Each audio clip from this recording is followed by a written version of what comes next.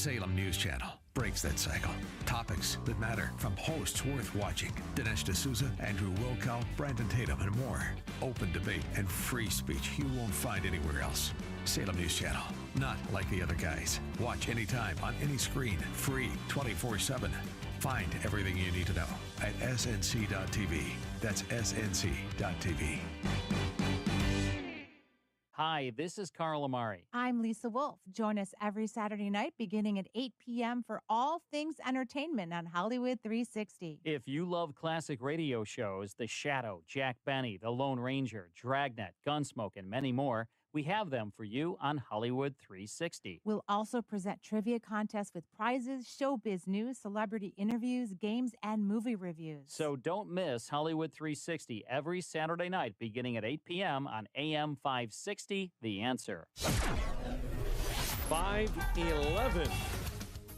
Team Hochberg Traffic Center time, and it is a service of Staples stores. At Staples, you can count on every print project being perfect. And now, get $50 off your print order of $150 or more. Offer ends 10/14. See an associate or visit staples.com/print for details. Edens and Kennedy are starting off on time, while the Ike, though, has stop-and-go traffic inbound between First Avenue and Harlem. There's been major construction overnight, and in fact, overnight, full lane closures. On the outbound side of the Eisenhower, with that ongoing road work, they're removing part of the old tri-state ramps over top of the outbound Ike extension. So watch out for that this morning. Things are also slow as well on the Stevenson inbound between Ashland and the Dan Ryan, and also problems on 8094. Road work, 3 left lanes blocked westbound between Clay and Martin Luther King Drive this morning. Chicago's Morning Answer with Dan and Amy starts next. AM 560 Weather Center forecast with Andy Robb. Mostly sunny skies for today, high 87. Cloudy for tonight, low 68. Remaining very warm with clouds and sunshine for Wednesday, an afternoon shower in spots with a high for tomorrow, 82. I'm Andy Robb on AM 560, The Answer. 66 degrees at O'Hare, 72 Lakefront, 67 Midway, 57 in Aurora. Your next news update, 5:30. Chicago's Morning Answer starts next on AM 560, The Answer. Tune in to Protecting Your Assets with Steve Shyman. Plan ahead for the dangerous situation so that they don't affect you and you can weather the storm and just sail right over it. Call Steve for your own free consultation today at 833-945-7283, 833-945-7283, and be sure to tune in to Protecting Your Assets with Steve Shyman Saturday mornings at 8 a.m. right here on AM 560, The Answer. When you're serious about your concealed carry training and education and are ready to learn from an active police officer with a teaching degree, check out Illinois Concealed Carry Training in Midlothian. You'll learn safe, responsible firearm use, home defense planning, conflict avoidance, situational awareness, and how to remain physically, morally, and financially safe in the event you must use your firearm in self-defense or the defense of another. Weekday and weekend classes available. I'm Sergeant Gary Carr, police firearms trainer and the owner of Illinois Concealed Carry Training. We'll arm you with what really counts: knowledge and training. All concealed carry curriculums are not created equal. This may be the single most important decision you'll ever make for yourself and your loved ones. Choose between 3 and 16-hour classes that are available both weekdays and weekends. We are your one-stop for concealed carry classes, fingerprints, and legal defense plans. Register for a class today and get 10% off class fees with promo code AM560. Visit IllinoisConcealedCarry.com. That's IllinoisConcealedCarry.com. It seems like everyone is on a complicated diet these days. Gluten-free, keto, metabolic, sugar-free. And with these diets comes special dietary protocol and food products. You can find plenty of advice on your social media sites, but you need expertise to purchase the right food items. A visit to Lil's Dietary Specialty Shop is necessary to shop the best food choices for a medical diet or health plan. Lil's Dietary Specialty Shop stocks all the hard-to-find foods you're looking for, like wheat and dairy alternatives, sugar-free baking mixes, healthy snacks, and more. There's no longer a reason to put off that diet you're supposed to be on when you have Lil's. The staff has personally researched and vetted each item in the store and has plenty of choices in stock. Lil's Dietary Specialty Shop on 111th Street in Mount Greenwood on the south side of Chicago. Stop in and shop in person or order online at lilsdietary.com and get your items shipped right to your home. lilsdietary.com. Shop, learn, and be healthy. When you're in the market to buy or sell a home, commercial property, or even vacant land, let attorney Susan J. Kim step in. She's reliable, responsive, personable, and extremely thorough when helping you deal with an otherwise stressful transaction. Attorney Kim leads with her values and is committed to providing legal services with excellence. To contact Attorney Kim, visit sjkimlaw.com. That's sjkimlaw.com. Whether it's drafting agreements, negotiating contract terms, or closing on a property, Attorney Susan J. Kim can do it all. Over 10 years of experience and her wealth of knowledge tackling complicated legal negotiations and breaking them down into a smooth, easy-to-understand process is what she does best. So let attorney Susan J. Kim step in. To schedule your legal consultation today, visit sjkimlaw.com. That's sjkimlaw.com or call 847-906-3166. Susan J. Kim, attorney at law, is a state of Illinois licensed real estate attorney. This is Ed Morrissey of HotAir.com for Town Hall. On Saturday, a man committed a crime in an attempt to obstruct Congress from considering a funding bill. Was this another MAGA activist of the kind pursued by the Department of Justice for the last 2+ years? No. It was Jamal Bowman, Democrat congressman from New York, who pulled a clearly labeled fire alarm as his party complained about a rushed vote. Given the security risks involved, a large emergency response ensued, costing taxpayers thousands of dollars, but giving Democrats a little more time to caucus ahead of the vote. This is almost literally yelling fire in a crowded theater. It's a crime in D.C. that carries a potential 6-month sentence. More importantly, it was a crime intended to obstruct Congress.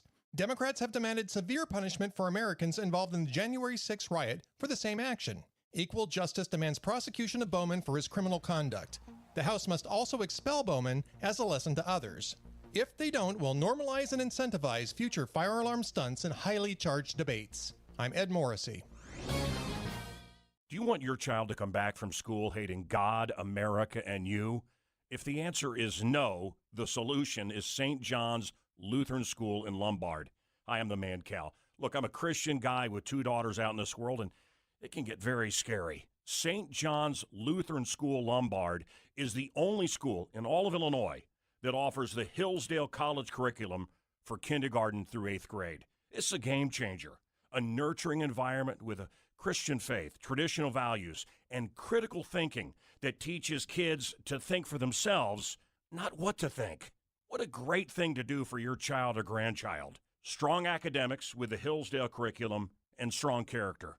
Go to stjohnslombard.com. That's Saint, S-T, johnslombard.com. stjohnslombard.com. It's in Lombard, Glen Ellen, Wheaton, Downers Grove, and all places nearby. stjohnslombard.com. You can't live forever, but your legacy can. For over 185 years, families have trusted Catholic Cemeteries of Chicago, with 47 locations throughout Cook and Lake counties, to set their legacies in stone. A prepaid cemetery plan locks in today's prices and safeguards against rising inflation. Visit CatholicCemeteryChicago.org or call 708-236-5490 to schedule a free consultation today. Men. And women. It's sometimes hard to talk about, but it takes a real toll on your life. Pelvic floor issues. What is that? Pelvic pain, rectal pain, pain with intimacy, pelvic organ prolapse, painful or loss of bladder or bowel control, overactive or underactive bladder, and constipation. Good news. Cotorinos Physical Therapy pioneered many of the physical therapy approaches to drastically change the problems you are dealing with without drugs. Strategies to fix the problem.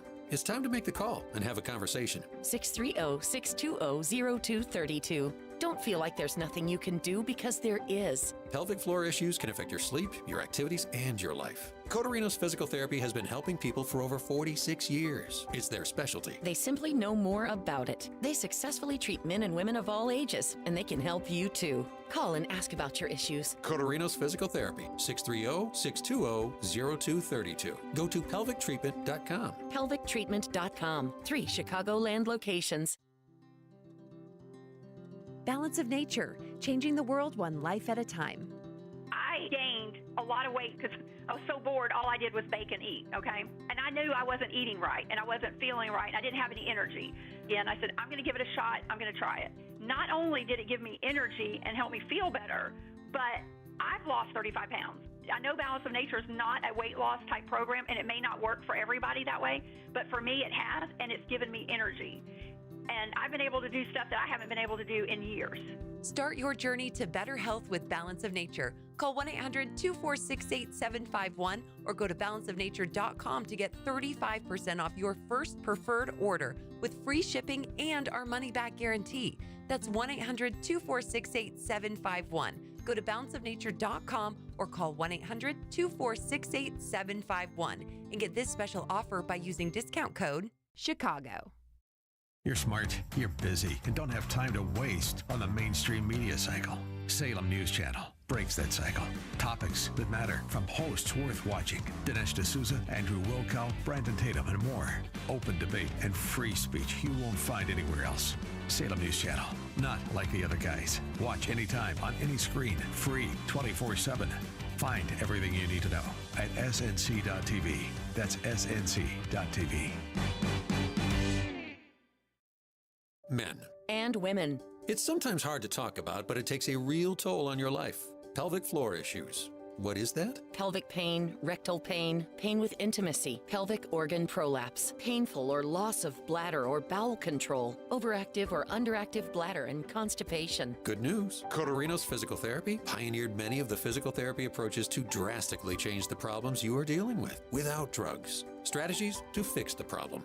It's time to make the call and have a conversation. 630-620-0232. Don't feel like there's nothing you can do, because there is. Pelvic floor issues can affect your sleep, your activities, and your life. Cotorinos Physical Therapy has been helping people for over 46 years. It's their specialty. They simply know more about it. They successfully treat men and women of all ages, and they can help you too. Call and ask about your issues. Cotorinos Physical Therapy, 630-620-0232. Go to pelvictreatment.com. Pelvictreatment.com. 3 Chicagoland locations.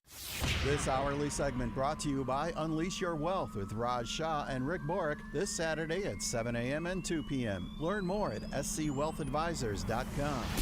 Now, from the Signature Bank Studios. Portions of the following show may be pre-recorded. This is Chicago's Morning Answer with Dan Proft and Amy Jacobson on AM 560. The Answer.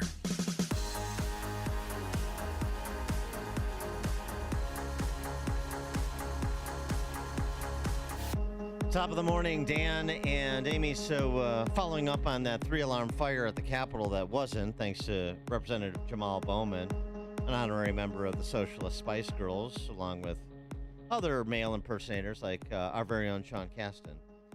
Jamal Bowman has spoken now. He spoke yesterday. You sticking with that story? You sticking with that story that you were in a rush to vote? Come on, man. Do you still stand by your statement that the fire alarm was an accident? You know, I don't know why this has gotten so much attention. I was literally just in a rush to go vote, man. That's all it was. Are you afraid of any repercussions, either from leadership or from legally from Capitol Police? I mean, listen, I take responsibility for what I did, you know, but like I said, I was in a rush to go vote, and, you know, investigation will sort everything else out. Have you talked to Jeffries about it? Oh, yeah, of course. That's day one, yes. How was that conversation? Well, I got to keep that between me and the leader, so I'm not going to share that publicly. Yeah, but we've been in touch with each other. Yeah. I talked to the leader, and my lawyer talks to the Capitol Police. The first thing he did was lawyer up. Oh, I know, of course, because he knows he's in the wrong. He's a former high school principal, and if you see the fire alarm that he actually pulled, there's nothing in there that doesn't say fire. It's a fire alarm that you have to go and pull the hook down. So this is all on video, and again, what is there to investigate?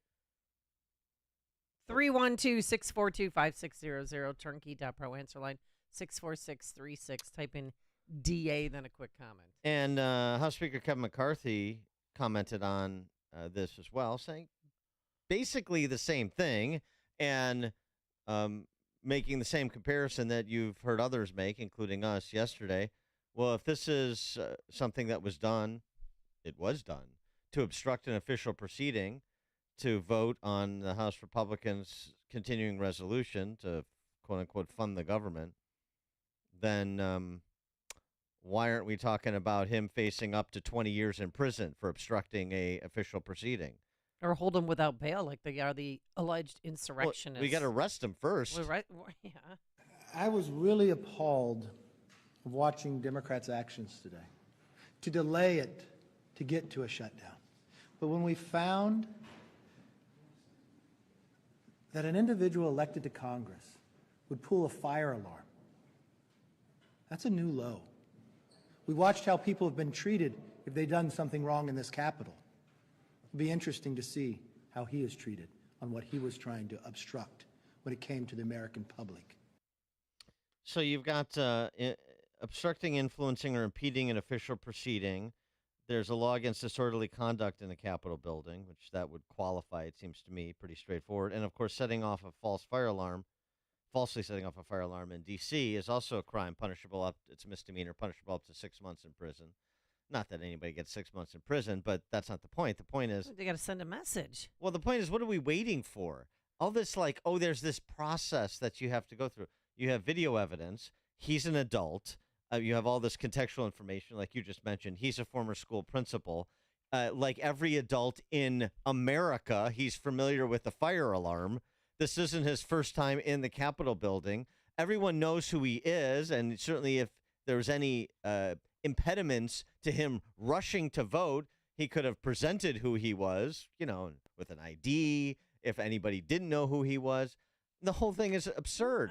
And the Capitol, it was cleared out, that portion, for more than an hour. And again, I know we had a caller say this too, and I was going to bring it up too, that he could have gone up to police, hey, that was me, my bad. I was trying to get out the door to go vote. There's a big sign here. I don't know. Stop the emergency response. Stop the emergency response by calling and saying, alarm. It was me. There's no emergency. Nothing's happening. You can call off the emergency response. Take ownership then.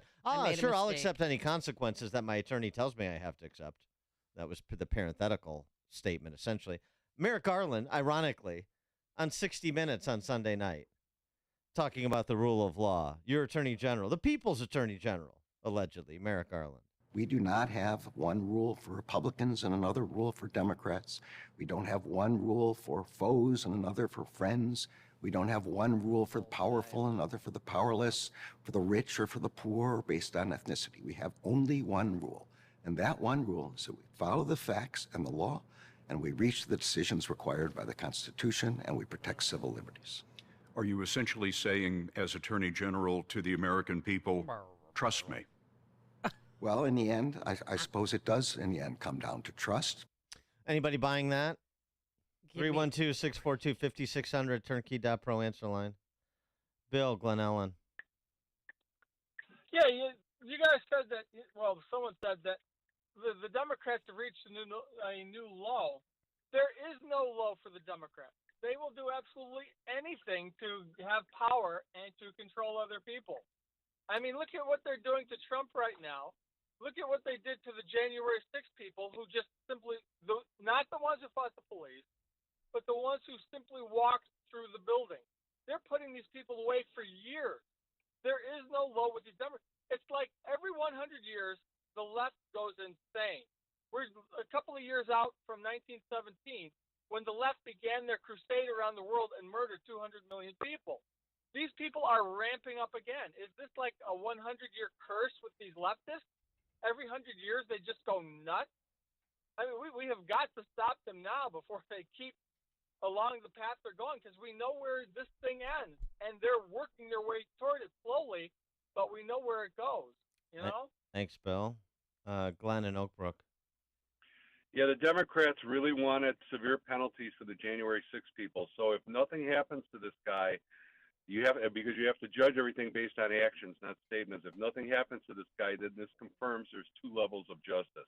And I would like to see an expense list of all the expenses that were incurred because of this stunt.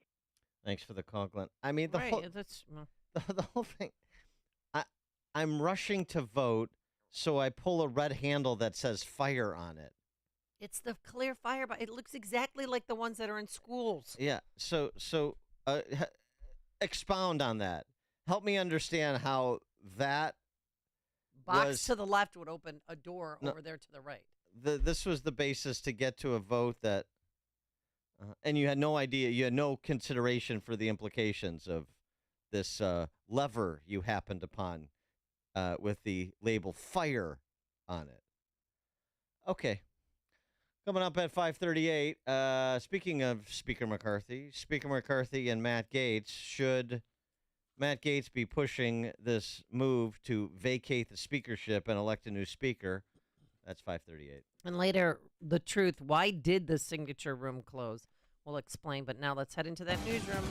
Here is Mike Stone. 66 degrees at 5:31. Florida Congressman Matt Gaetz aiming to remove House Speaker Kevin McCarthy from his post. It's Kevin McCarthy who's out there offering deals to Democrats. So if there's a deal made with Democrats, the only deal is to make one with McCarthy, because I'm not offering anything and won't offer anything. And by the way, if the Democrats want to own Kevin McCarthy, they can have it. The move comes after McCarthy worked with Democrats to pass a short-term funding bill, which some more conservative members of the Republican conference were opposed to. The Nobel Prize in Physics awarded to 3 scientists today who look at electrons in atoms during the tiniest of split seconds. Pierre Agostini of Ohio State University in the U.S. and 2 European scientists won the award. Anne Lehoulier of Lund University in Sweden, only the 5th woman ever to win a Nobel in physics. President Biden's son will appear in federal court on gun charges today. Hunter Biden was indicted on 3 felony firearms charges last month. Texas Democrat Congressman Henry Cuellar is said to be okay. Carjacked Monday night in Washington, D.C., about 1 mile from the U.S. Capitol. A 9-year-old girl missing from a New York State park has been found alive after an intense days-long search. It's been a long 2 days, but tonight our prayers have been answered. We're overcome with relief and gratitude. The girl went missing Saturday night at Moreau Lake State Park while on a camping trip with her family. Yet again, no grand prize winner in the Mammoth Powerball jackpot drawing. The next chance to strike it rich comes up Wednesday. Tensions remain high here in Chicago as another temporary shelter is set to open to house illegal migrants, this one in the Pilsen neighborhood today. During a community meeting last night, many had compassion on the illegal migrants, but argued the city had other funding priorities. No child should ever sleep on the floor of a police station. I know that we all agree on this, and there are frustrations, and what we don't agree on is the prioritization of funding. Still, others were opposed to the 11 p.m. curfew imposed on the shelter, saying it is much too late. I don't think that people need to be out in the neighborhood up until 11, especially around Warwick Park. Chicago's deputy mayor says the focus of the shelter is getting people out of police stations. Other community members question why the city hasn't helped homeowners in the area lower their property taxes first. Meantime, Governor Pritzker is pleading for more help from the federal government. In a letter to President Biden, the governor said the crisis is overwhelming the state's ability to provide aid to the illegal population. Opposition is building toward a proposed Chinese battery plant in Manteno. Goshen, reportedly with ties to the Chinese Communist Party, will receive $8 billion in state and federal taxpayer subsidies. Many Manteno residents were highly critical of the Goshen plant during the village's board meeting. Governor J.B. Pritzker has described Republican opposition to the closed-door deal with Goshen as political grandstanding. Nearly 250 workers at Ford's stamping plant in Chicago Heights have been laid off. Layoffs come as employees at the nearby Chicago Assembly plant have walked off the job. Monday Night Football, Seattle crushed the Giants 24-3.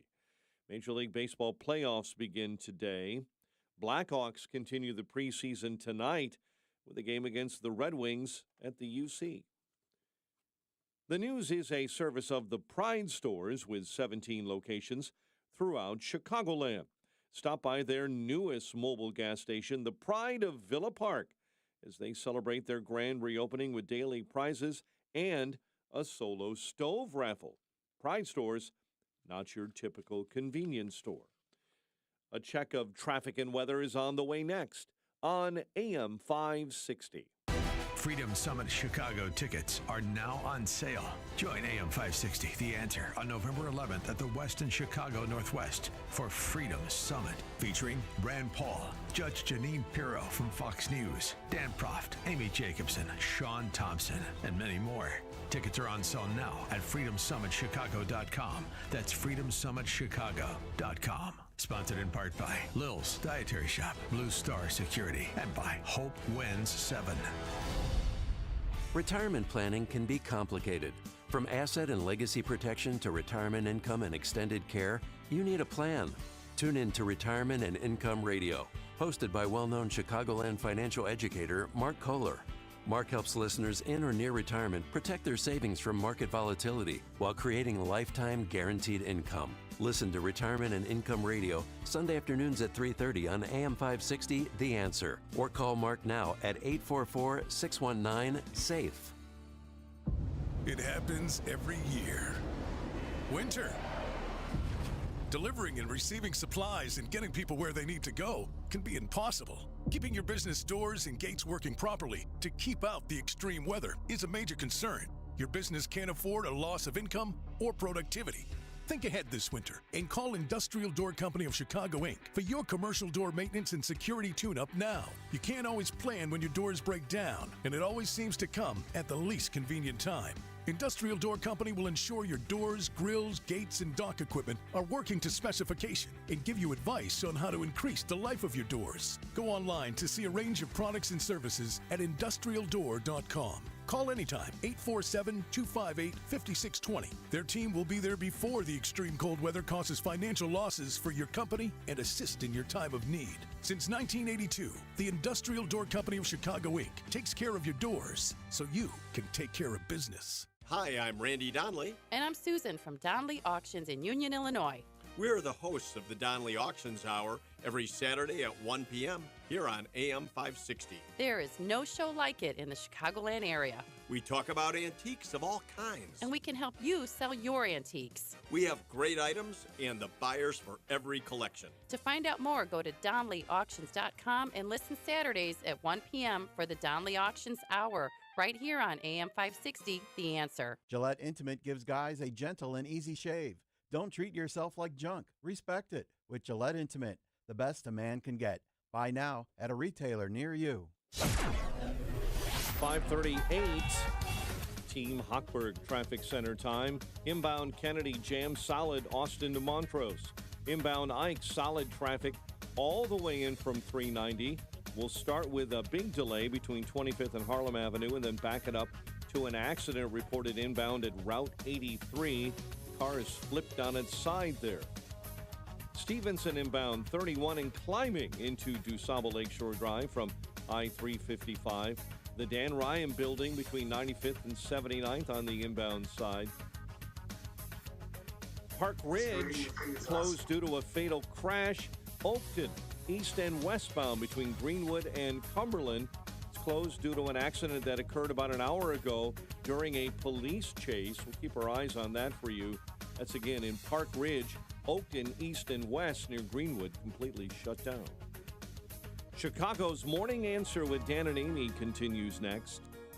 AM 560 Weather Center forecast, sunny and 87 today. 66 right now. Next news coming up at 6.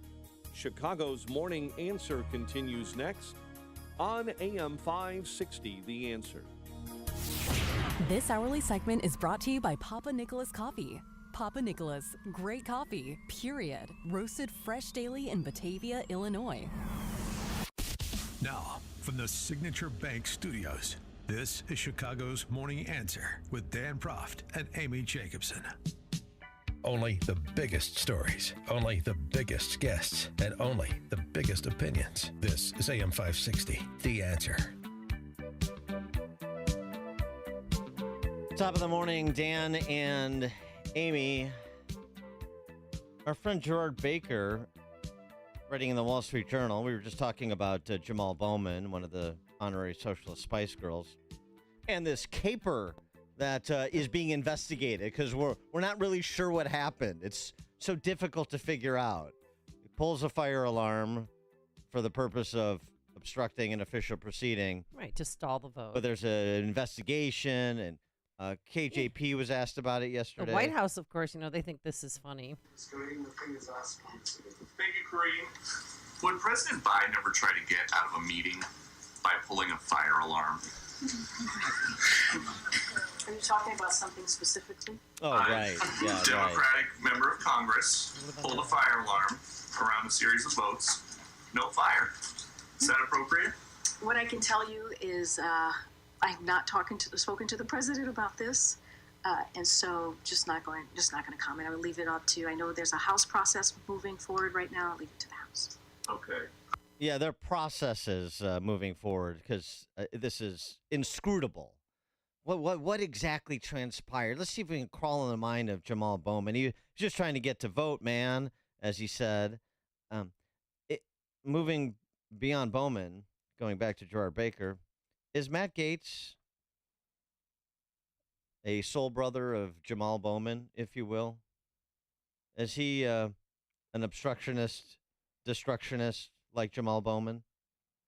That's what Baker argues with Gaetz's push to motion a vacation of the Speaker's chair in the wake of McCarthy's continuing resolution that got the support of more Democrats than Republicans, which is essentially a violation of the Hastert rule, something that McCarthy promised to abide in negotiations to gather the support of enough Freedom Caucus members to be elected Speaker in the first place.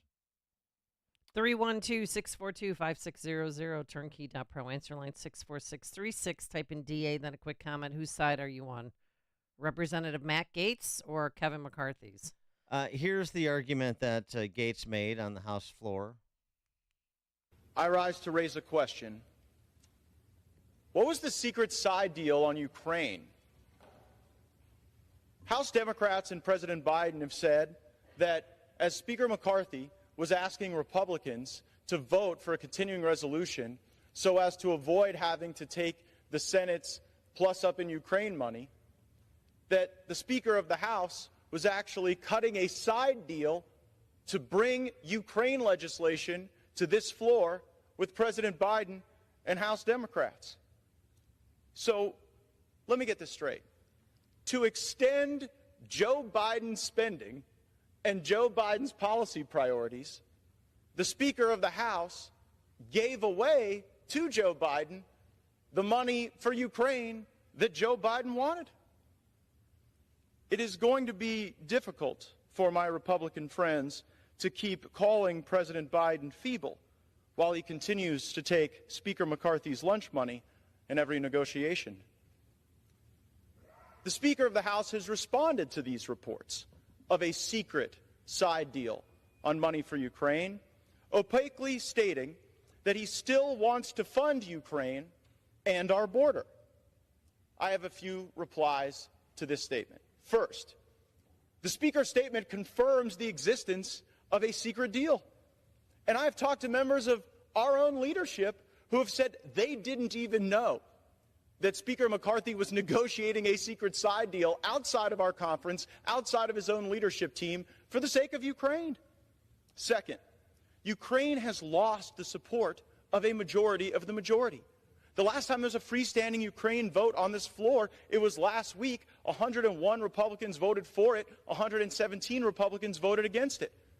According to the Hastert rule, which Speaker McCarthy agreed to in January, you cannot use Democrats to roll a majority of the majority, certainly on something as consequential as Ukraine. So for all the crocodile tears about what may happen later this week, about a motion to vacate, Working with the Democrats is a yellow brick road that has been paved by Speaker McCarthy, whether it was the debt limit deal, the CR, or now the secret deal on Ukraine. Yeah, that's not exactly the whole story, I have to say. The rest of the story is that McCarthy did work until this past weekend, with the deadline approaching, to pass a 45-day CR that included a spending reduction, money for border security, and a commission on the growing federal debt. It would have never passed the Senate. Oh, remember them? But it would have at least given the House some leverage.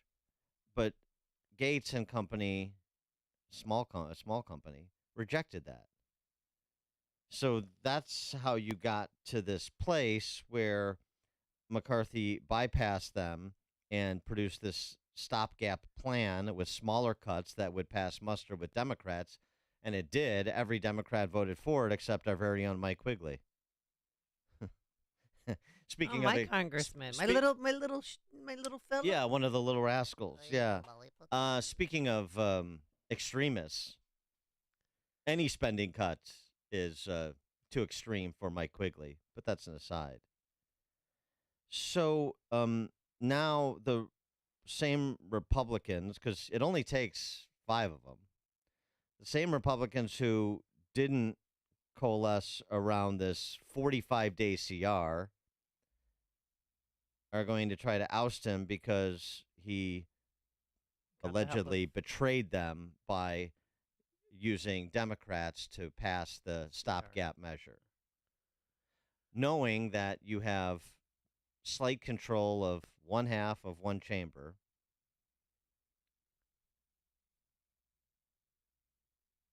so I mean, I'm a bit puzzled by Matt Gaetz. The other thing is that you don't have a replacement. Exactly. We went through this. If we vote to oust him, then what? We went through this at the beginning of the year. Oh, well, it should be Jim Jordan. Well, Jim Jordan doesn't want it. Jim Jordan stood up and spoke on behalf of Kevin McCarthy, and he's certainly not going to want it now when he's up to his ears and alligators at House Judiciary with the impeachment, Biden Inc. investigation, and everything else. Weaponization of government. So who do you have? Does Matt Gaetz want it? Because he's not going to get it. Well, right. So who do you have? Who do you have that's viable? Byron Donalds, possibly, but he doesn't seem to want it either. Well, AOC and the Spice Girls and the fire alarm guy are all excited to vote against McCarthy. Tom McClintock, the Republican from California, took to the House floor to respond to Gaetz on substance. He made a couple of good points, including a real-world historical example of how this could go down. Not exactly how Gaetz and company might expect it could go down. Or maybe this is what they expect. I don't know, but I would suppose not. Yet now, we are faced with the threat that a Republican will move to vacate the Republican Speaker of the House. It will only require 4 other Republican members to join the Democrats to achieve this result. The immediate effect will be to paralyze the House indefinitely because no other business can be taken up until a replacement is elected. Just when we are on the verge of completing the appropriations process that, in turn, will finally initiate discussions with the Senate that are vital to change the dangerous path that our country is on. I cannot conceive of a more counterproductive and self-destructive course than that. The supreme irony is that this is being initiated by self-described conservatives. Do they honestly believe that when the Democrats side with them to remove a Republican speaker, that they will then side with them to name a more conservative replacement? Of course not. The Democrats will certainly recruit the most liberal Republicans to establish a left-of-center coalition to run the House. This is exactly what happened in California in 1994. A coalition speaker will move the administration to the House sharply to the left and effectively end the Republican House majority that the people elected in 2022. Yeah, I just don't see the play here from Gaetz and whoever would go along with this. I really don't. That's why I've always had sort of mixed feelings about him. In addition to that, I still think that McCarthy, who I have mixed feelings about as well, so this is not sort of rallying around the GOP flood, like GOP establishment flag, as anybody who's accused of being realistic, anybody who's realistic is accused of being by some. But I still think there's an opportunity for both of them to set their personal differences aside. And And you're going to be the mediator. well, I think there's Somebody an needs to take I- those two and put them in a room. Yeah, I think there was an opportunity for them to say, "Look, I can imagine something more self-destructive than what's going on right now to Representative McClintock, and that's what both parties have done for the last 70 years and continue to do, which is spend beyond the country's means. So that's the most destructive thing. And I say again, this was an opportunity for them to say, look, we have some disagreements, even some personality conflicts, but what we both understand is that until and unless the American people see fit to put conservatives in charge of both chambers, and that may require switching out some Republicans in primaries, folks. So, snap out of it until the suburbanites who've been wooed by the socialist Spice Girls and the cultural Marxists decide that they want fiscal conservatives in positions of authority, positions of power, decision-making, then we're going to have this problem.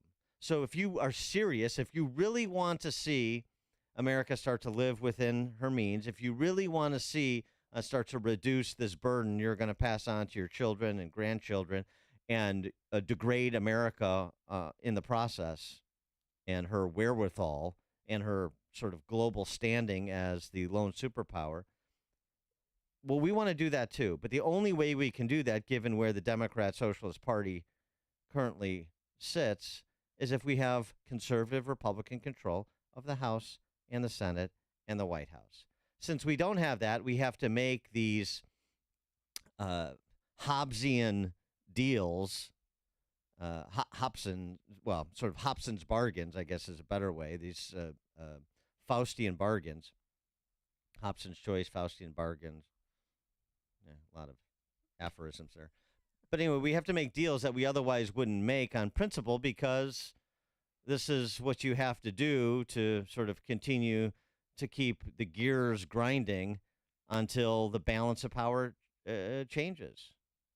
I think that would have been a reasonable position, and I like the idea of putting this back on the voters. Remember how we got all the people here, the people you like, the people you don't like, but the net of it is we continue to inch forward towards the abyss. So if you want to pull back from the abyss, then you have to change the composition of Congress and the White House. 312-642-5600, turnkey.pro. Answer line 64636. Type in DA, then a quick comment. Dan, do you predict that he will be voted out?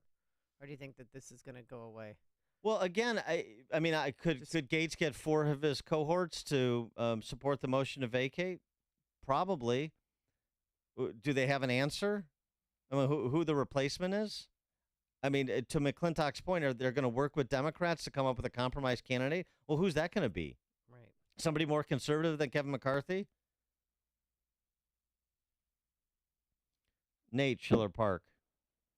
Hey, good morning, Dan and Amy. I love everything you have to say, Dan. I just have a question for you, and here's my thought on it. If right now McCarthy just passes continuing resolution against the Republicans, the ones that we call conservatives, why do we even want anybody there if we're not going to get what we want? Since they're going along with the Democrats, why should the Republicans not just shut down everything until, like you just said, the voters vote people they want in office? That's all I have. Thanks, Dan. I appreciate it. Amy, have a good day. Thanks for the call. Well, right. I mean, this is, I suppose, the argument that you make. So it's just like shut it all down and hold out until you get more than you can get, sort of leveraging it by passing your own sort of modest spending cuts like McCarthy attempted to do. the problem with shutting it all down is I just don't think you can keep that caucus together with a 5-seat majority. I think you're going to have too many Republican members under too much pressure after not very much time from military having their paychecks delayed and so forth, and the media amplifying this as the end of the world like they do every single time, like they were doing in the run-up to it. I just think politically it's going to be hard to keep the majority together behind any extended shutdown. And I think McCarthy realizes that. This is, again, where you have to confront reality. And so, I mean, is this the hill to die on with a 5-seat majority? I don't think so. I think it's a teachable moment from House Republicans to the country about, and I keep emphasizing this, about both a lot of Senate Republicans who would go along with blank check spending, the Mitt Romneys who are being forced into retirement. That's good news. There's a reason he's not running again, because he can't win. And there's a reason he can't win, because of his voting record.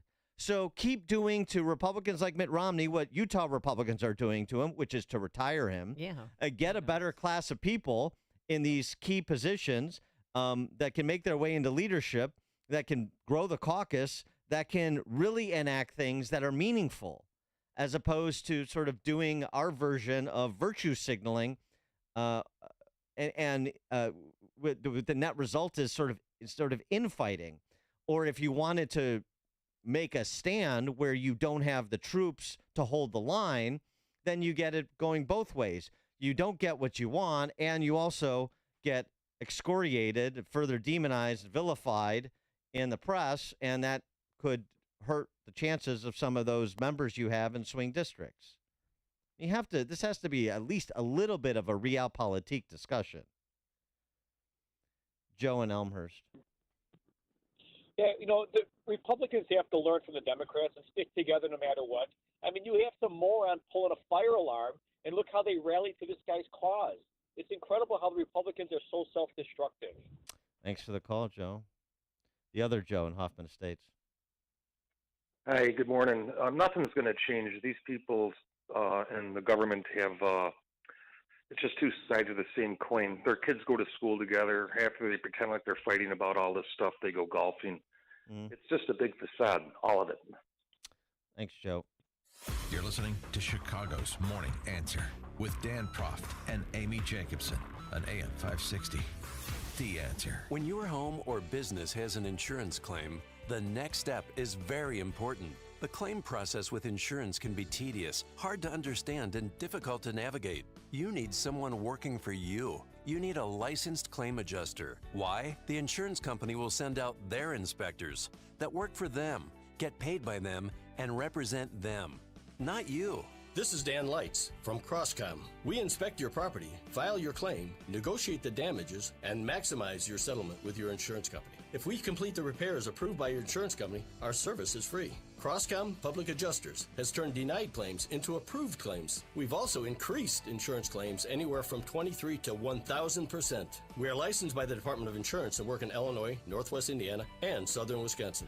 Crosscom Public Adjusters, 630-871-5500. Online at crosscominc.com. That's crosscominc.com. Crosscom, building trust for over 20 years. You're smart, you're busy, and don't have time to waste on the mainstream media cycle. Salem News Channel breaks that cycle. Topics that matter from hosts worth watching. Dinesh D'Souza, Andrew Wilkow, Brandon Tatum, and more.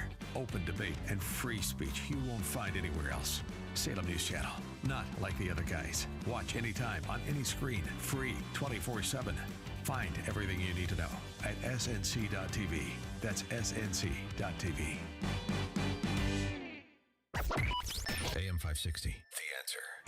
You guys better gird your loins. We could get 25 buses a day sent here in Chicago. That's what Governor Pritzker and Mayor Johnson announced yesterday. That translates into 1,200 people a day. We're a welcoming city. We've got big enough hearts to accommodate them all with our feelings.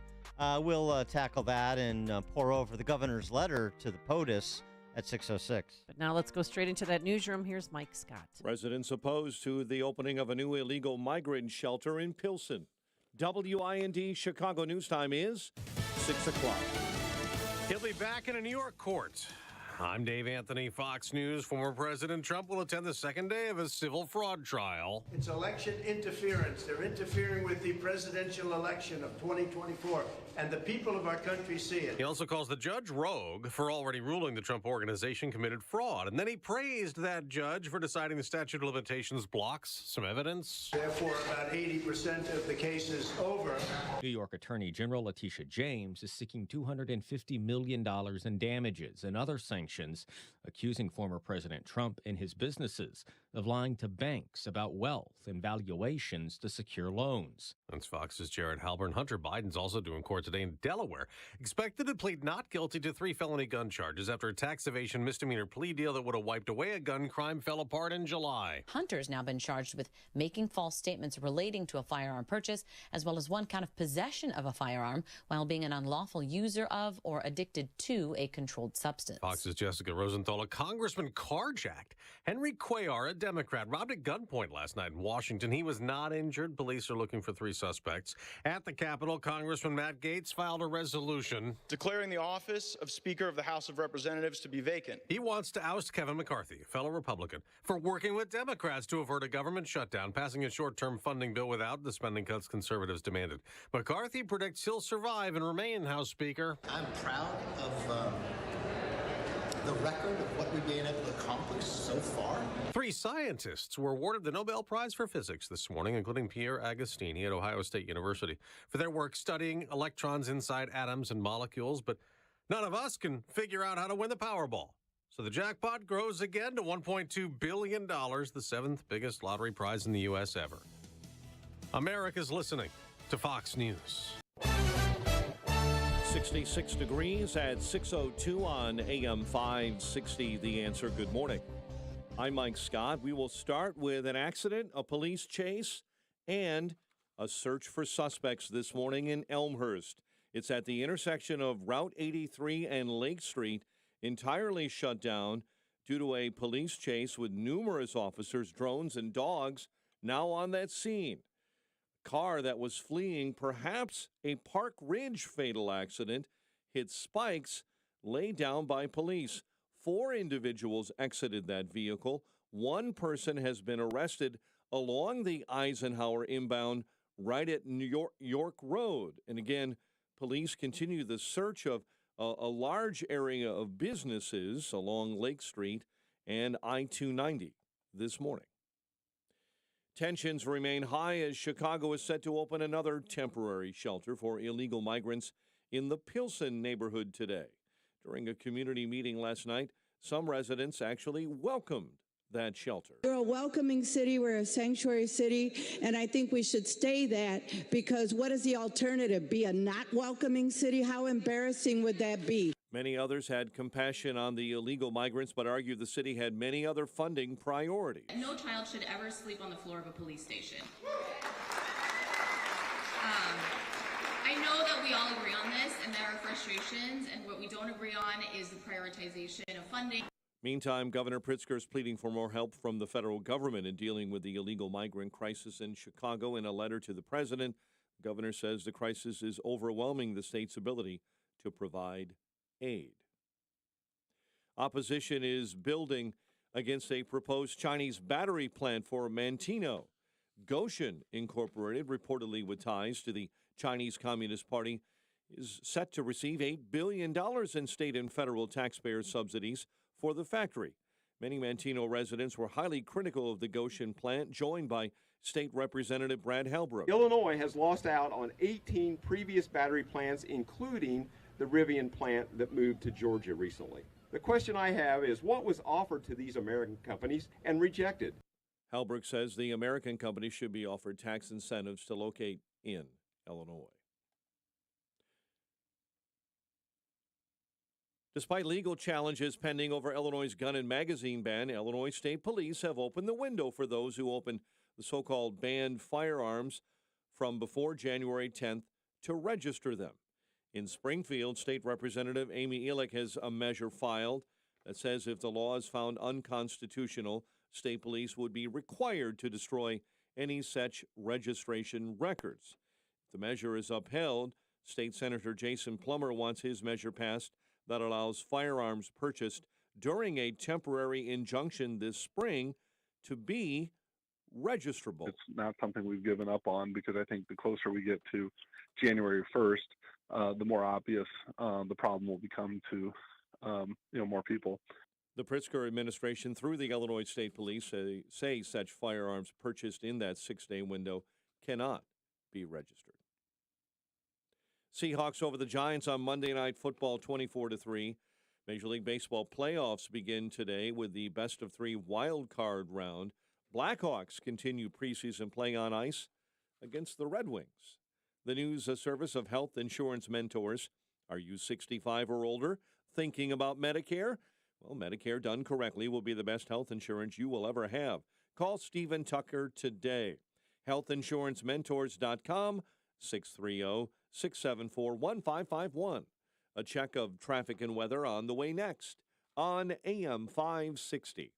Freedom Summit Chicago tickets are now on sale. Join AM 560, The Answer, on November 11th at the Westin Chicago Northwest for Freedom Summit, featuring Rand Paul, Judge Janine Pirro from Fox News, Dan Proft, Amy Jacobson, Sean Thompson, and many more.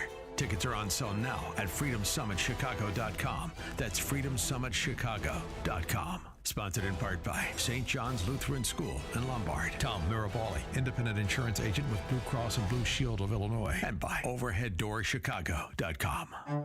It's Dr. David Kolbaba. I'd love to have you take us up on our HealthQuest special offer. It's a simple saliva test that requires no blood, just spit. It's our adrenal stress index test. So you think you can handle that stress of yours? Well, our adrenal stress index test will tell us how your body is handling this thing called stress. And we're bound to uncover vital information that could save your life long before symptoms surface through disease. So here's what you got to do.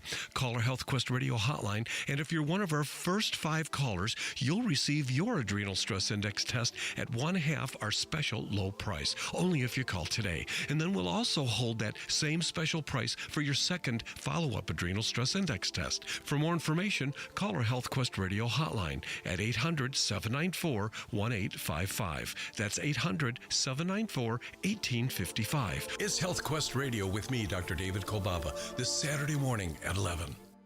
Greetings, Sebastian Gorka here. For years, I've mentioned how much Relief Factor has helped the pain in my lower back. Gary from Ohio shared his experience too. He writes, I tried Relief Factor due to its botanical ingredients to reduce pain in my shoulder, knee, and lower back. After just a few weeks, the knee pain was completely gone, and the shoulder and back pain were reduced quite a bit. I can now exercise much more comfortably and practically pain-free. Thank you, Relief Factor. After trying Relief Factor, over 500,000 people have gone on to order more. So it looks like a lot of people are thanking Relief Factor. 3 weeks from now, you could be doing the things you enjoy doing. Your first step to becoming pain-free should be to order the 3-week quick start at the reduced price of $19.95. Go to relieffactor.com or call 800-4RELIEF. That's relieffactor.com or call 800-4RELIEF. Feel the difference with Relief Factor. relieffactor.com. To say he lived an interesting life is an understatement. Father Dwight Longnecker is a Catholic convert with a fascinating story. And Saturday, October 21st, he's coming to St. James at Sagbridge Church to share his story, his insights on today's world, and a mysterious imaginary line linking 7 monasteries from Ireland to Israel. Don't miss Morning of Recollection, featuring Father Longnecker, a prolific writer, blogger at Standing on My Head, and author of numerous books including Beheading Hydra and Immortal Combat. Be inspired with a plan to battle the cultural currents of our day and hear a fascinating presentation on the Sword of St. Michael, the imaginary line linking 7 monasteries. This one-time event is Saturday, October 21st, from 9 a.m. until 12 noon at St. James at Sagbridge Church in Lamont, 10600 Archer Ave, corners of Route 83 and Archer Avenue. To sign up, go to historicstjames.org. Seating is limited. That's historicstjames.org to reserve your spot at Morning of Recollection with Father Longnecker.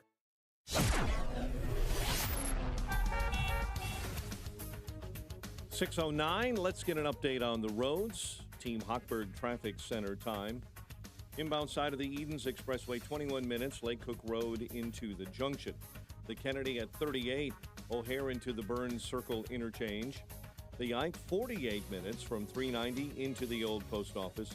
You're jammed up inbound between Addison to right after Route 83 due to police activity on the right-hand shoulder there. There was a police chase that ended up with an accident, and now a search is going on for suspects right along inbound 290 this morning between Addison to right after Route 83 as you head into Elmhurst. 39 on the inbound Stevenson from 355 into DuSable Lakeshore Drive. Bishop Ford stop and go 115th into the Dan Ryan. Chicago's Morning Answer with Dan and Amy continues next. AM 560 Weather Center forecast with Andy Robb. Mostly sunny skies for today, high 87. Cloudy for tonight, low 68. Remaining very warm with clouds and sunshine for Wednesday, an afternoon shower in spots with a high for tomorrow, 82. I'm Andy Robb on AM 560, The Answer. 65 O'Hare, 65 Lakefront. Your next news update, 6:30. Chicago's Morning Answer continues next on AM 560, The Answer. This hourly segment is brought to you by Papa Nicholas Coffee. Papa Nicholas Coffee, roasted fresh daily in Batavia, Illinois. Online at papanicholas.com. Now, from the Signature Bank Studios, this is Chicago's Morning Answer with Dan Proft and Amy Jacobson on AM 560. The Answer.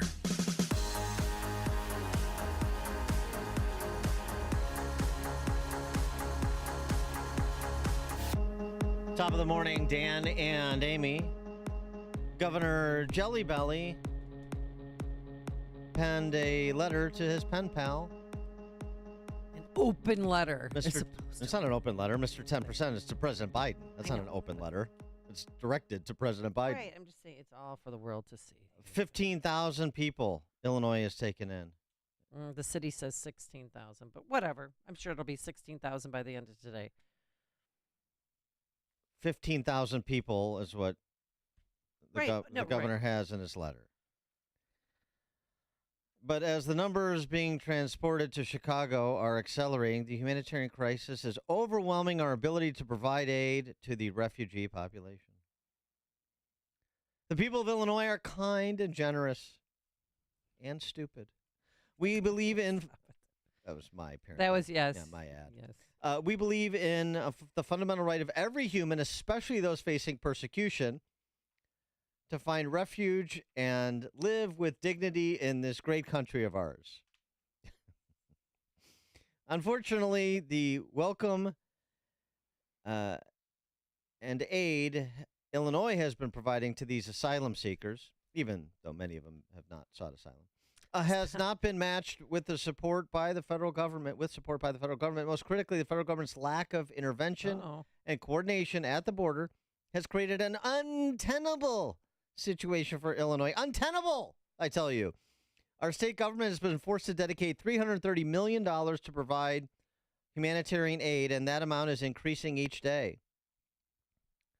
I recommend there be one person in the federal government who works directly for you in the White House who can lead the oversight of our nation's efforts at the border, and so on, and so on, and so on. Are you impressed with the governor's leadership? Is this the first Democratic leader to fight back? What are you talking about? Well, I mean, he did kind of, most critically, the federal government's lack of intervention and coordination at the border has created an untenable situation for Illinois. Is he calling out Biden? Because the mainstream media sounded like, oh, governor's taking it to President Biden asking for help. No, he's asking for money here and for federal aid, don't you think?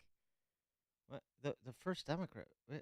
Have you heard Eric Adams bitching for the last 3 months, and Kathy Hochul, and to some extent, some of the California pals? A lot of people have been saying the same thing that he's saying. He's sort of pushed into this. He doesn't want to do this. Jelly Belly I'm talking about. He's pushed into this because this is starting to roil the Democrat Party internally, as you see with all of these community meetings over the location of migrants in this field house and at this police station and at that university and at this hotel and so on and so forth. It's all happening in Democrat-controlled urban centers, most of it. 312-642-5600, turnkey.pro, answer line 64636. Type in DA, then a quick comment. He also had to write that because even in his own party, as you mentioned, Alderman Ramirez Rosa taking the governor to task for not doing more. This governor has said that he supports migrants, that he supports immigrants, but when it comes to helping this city in this moment of need, and the city is doing everything that it can, with senior staff working around the clock to make sure that we are living up to our responsibilities as a sanctuary city, the state of Illinois can't help us. Right. So there's infighting that you mentioned. So it's not. I mean, so it's this. This is, you go up the food chain. The socialists in Chicago want more money from the socialists in Springfield, who want more money from the socialists in D.C. Okay. That's it. Just give us the cash so that we can bring everybody in. Hey, we're doing this for you. We're building, at least part of a new constituency and a new coalition partner for the purposes of our political power. The least you could do is throw some cash our way, so I don't have to, do the ugly business locally that could upset some of my constituents of cutting services, or they see me using funds here, and then they want funds over here, but I don't have funds over there because I'm using them here. So I need unlimited funds. So I'm doing everything I can now. What are you going to do, person, socialist who's, one rung above me on the food chain? Well, and also they have to do something. We're going to be turning into New York here soon. Yesterday they announced 25 buses a day. Turning into New York? Well, what are you talking about? We're worse than New York. New York has 118,000. We have 15 to 16,000 right now. We're going to be getting tens of thousands more, and that's I think why they're saying something and doing things. The important thing is that we maintain our status as a welcoming city. That to me is the most important. Because could you imagine, as you heard that clip during Mike Scott's newscast, could you imagine how embarrassing it would be if somebody said Chicago was not a welcoming city? That's something that's untenable. That's untenable. Well, Alderman Lopez wants to change that. If anyone, these aldermen, please. If anyone says we're an unwelcoming city, that's the bridge we cannot cross. So we have to do everything to make sure no one calls us an unwelcoming city, and we're just going to feel our way through it. We're going to channel Friday Night Lights. It's going to be clear eyes and full hearts, and we can't lose. At Area 2, they dropped off 80 women and children, in Alderman Beal's ward. And guess what? That's where sex offenders have to go to check in once a week. Not a good situation. You have sex offenders coming in and out of this facility to check in, and you still have kids and women at this particular location, and that's totally against the law. And against the law, Tony Beal? So you think Tony Beal's one of the good guys here? Right. No. He wants to do something. What does he want to do? Hold on. We don't have to take any more. What does he want to do? We shouldn't take any more. We don't have to take any more. We can stop the hemorrhaging. We can stop the bleeding now. We don't have to continue to take busloads after busloads. So what's he proposing to do? We're going to have him on the show to get him to he said we don't have to take him anymore. What does that mean? Can we send the buses to Wisconsin? Where are we going to send? Iowa? Tony Beal is interested in the rule of law in Chicago since when? I think a lot of aldermen are waking up. I don't. Oh, I do. I think a lot of them are posturing. And I mean, the idea, honestly, we have an invasion coming. Can you ever avoid suspending disbelief about these people? You watch them for decade after decade after decade. But this is the time, man, they are waking up. They're going to be conservative reformers. They're going to do the right thing because it's the right thing. They're going to stand up to the entrenched interests in their party. It has never happened, but now is the time it's going to happen. They're not preening for the cameras. They're serious because these are serious policymakers. That's why they're vegetating in these seats in the city council for 2 decades, like Tony Beal. Tony Beal, this is untenable. We shouldn't take any more. Did you propose to roll back the city sanctuary city designation? Did he? I think that's going to be next. Did he? No, not yet. He did not. But nobody did. There's been no aldermanic input. They just dump these people. Aldermanic input. Well, so what? There's been no. Is Abbott seeking Brandon Johnson's input? So what? The aldermanic input. Oh, the process wasn't followed. These are mushrooms, and they like to be treated like mushrooms by Daley, by Rahm, by Lightfoot, by Brandon Johnson. They don't want responsibility. They want to keep their $120,000 a year janitorial job. And then maybe someday somebody will tap them to go up to the next level. You think these are policymakers? You think these are political leaders? What city do you... honestly, I don't know what city you live in. Watching these people and telling me Tony Beale or this jerkwater alderman or this buffoon in this ward is going to do something different than they've always done.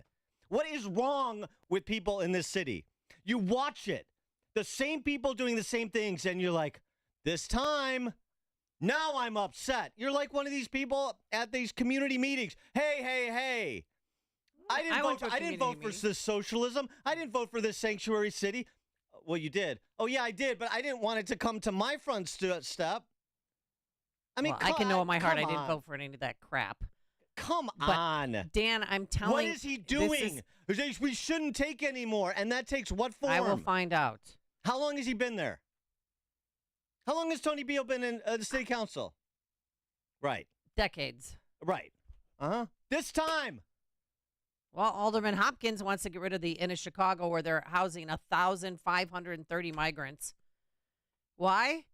Well, there's narcotic sales, prostitution, consumption of alcohol, theft from local businesses, unlicensed street vendors, aggressive panhandling. What's your point?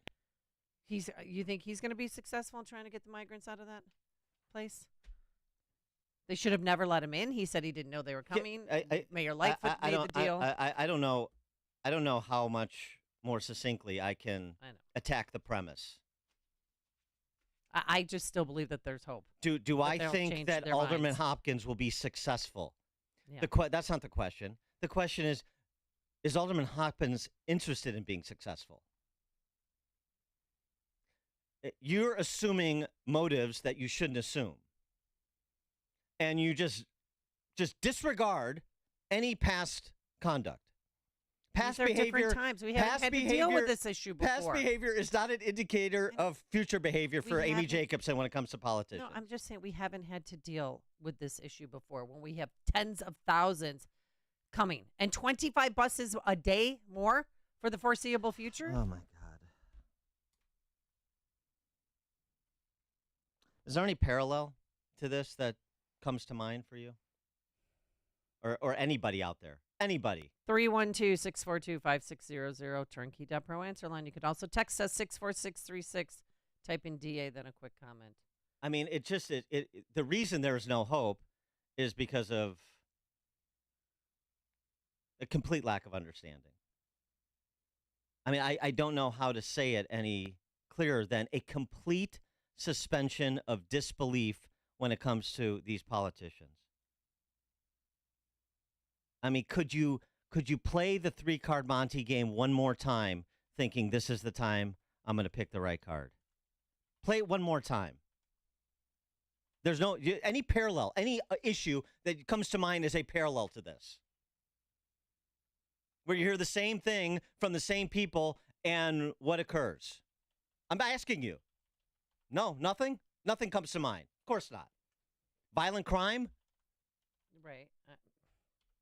Oh, but Tony Beale says we got to do something about violent crime in my ward. Tony Beale, Brian Hopkins says that damn if we're going to allow these repeat offenders on the streets of Old Town. Are you serious? Good grief. Mike and Skokie. Hey, Skokie has a saying, Skokie welcomes everyone. Maybe I ought to send them there. I know they will turn them away in a heartbeat. They talk out of one side of their mouth, but then the next side of their mouth, they won't even do anything. Well, exactly. They should join. Skokie should get annexed by the city of Chicago. It fit right in. Thanks for the call. That's what everybody does that here. Who's standing up anywhere? I'm talking about Republicans, too, by the way. I'm not just picking on Tony Beale. He's just a good example of being a bad example. Republican Party, we talked about this yesterday. If there was a Republican Party in Illinois, there isn't. They might respond to Governor Jelly Belly's statement. I'm quoting him. I hope that cities in Illinois will raise their hands and offer assistance We have provided grant opportunities for cities that will do that. And we heard yesterday from Tina and Joliet that Joliet Township is doing exactly that, taking the money to be a good soldier for a Jelly Belly and the Dem Socialists in this state. Is there an Illinois Republican Party response? No, because there's no Republican Party. If there was, they might be leading local officials to respond with resolutions, making an argument and saying, no, they're not coming into our community. We're not doing it. We're not expending our resources, limited resources, on people who are not our residents. We're not doing that. It has nothing to do with where they're coming from, and it's nothing to do with our aspirations and so on and so forth. We have a charge as a local government to serve the residents of our community, and that's what we're going to do. And we're not going to be force-fed people from outside of our community that are drop shipped to us and say, now you support them. We're not doing that. And then you could have an actual moment, an actual policy debate where maybe, and I don't hold out much hope for this, believe me, maybe some light bulbs would go off between the ears of some suburban residents. Maybe. Where's Evanston in all this? Winnetka, Wilmette, Kenilworth, where are they? Becky and Sandwich. Yeah, hi guys. Hey, exactly what you're saying, Dan. I echoed those words last night at my city council meeting, basically saying to them that if they did not know that they were in a gubernatorial disaster proclamation as of September 15th, they may want to get educated on that, and they may not want to take the governor's bribe, because we've settled 125,000 immigrants since 1975. That's less than 2,200 a year, and now we're looking at like 15,000 sitting in Chicago waiting for a place to go. The next topic they came up with was they were talking about vagrants ordinance, which is basically homelessness, people sleeping on benches, etc. And the council kind of got dumbfounded at the fact that, well, we have no vagrants ordinance, therefore people can just kind of hang out on park bench, and it would be somewhat inhumane to not let them. Well, you take one homeless person sitting on a park bench right now, and you multiply that by the number of migrants that they bring to you in busloads, and there you have a problem in your community. So aldermen, elected officials need to rise up and start writing up these ordinances exactly how you are saying to avoid all of these buses coming to our rural communities. Thanks for the call, Becky. Ron, Southside. As Mike Royko said, the lowest form of political life is an alderman. And I know he was talking about particularly Chicago, scumbag. That includes Anthony Beale, grandstanding. As you said, been around 20-some years. You've been to his board. So that's it. Yeah, exactly. Just absolutely garbage scumbag. Have a good day. Thanks for the call, Ron. Pete, Northwest Side. Hey, thanks for taking my call. Yeah, the Democrats, Pritzker, they love it. They're importing new voters. They're replacing their base that's fleeing our state. They talk out of both sides out of their mouths, and they stamp their feet just to get more money, get more federal funding. I mean, it's ridiculous. Thanks for the call, Pete. It's news, opinion, insight. This is Chicago's Morning Answer on AM 560. The Answer. Hey, business owners, are you wondering how to grow your business? Do you need cash flow and a ready source for financing? Well, Signature Bank can help. Hi, Mike Gallagher here to let you know that Signature Bank's loan decisions are made locally by a team who knows your name, cares about your business, and is invested in your success. When you need advice about your business or even have a question, Signature Bank is there to help. There are no handoffs or call centers. This is a team that wants to get to know you and your business. That's why Signature Bank in Chicago is my bank. That's right. I'm a customer. When I call, someone picks up the phone on the other end. And with Signature Bank, I can securely bank anywhere, anytime. Reach out to my friends at Signature Bank. Call 773-467-5630. That's 773-467-5630. Or visit them online at signaturebank.bank. Signaturebank.bank. Your business could be Signature Bank's next success story. Member FDIC, Equal Housing Lender. Balance of Nature, changing the world one life at a time. I gained a lot of weight because I was so bored. All I did was bake and eat, okay? And I knew I wasn't eating right, and I wasn't feeling right, and I didn't have any energy. And I said, I'm going to give it a shot. I'm going to try it. Not only did it give me energy and help me feel better, but I've lost 35 pounds. I know Balance of Nature is not a weight loss type program, and it may not work for everybody that way, but for me it has, and it's given me energy.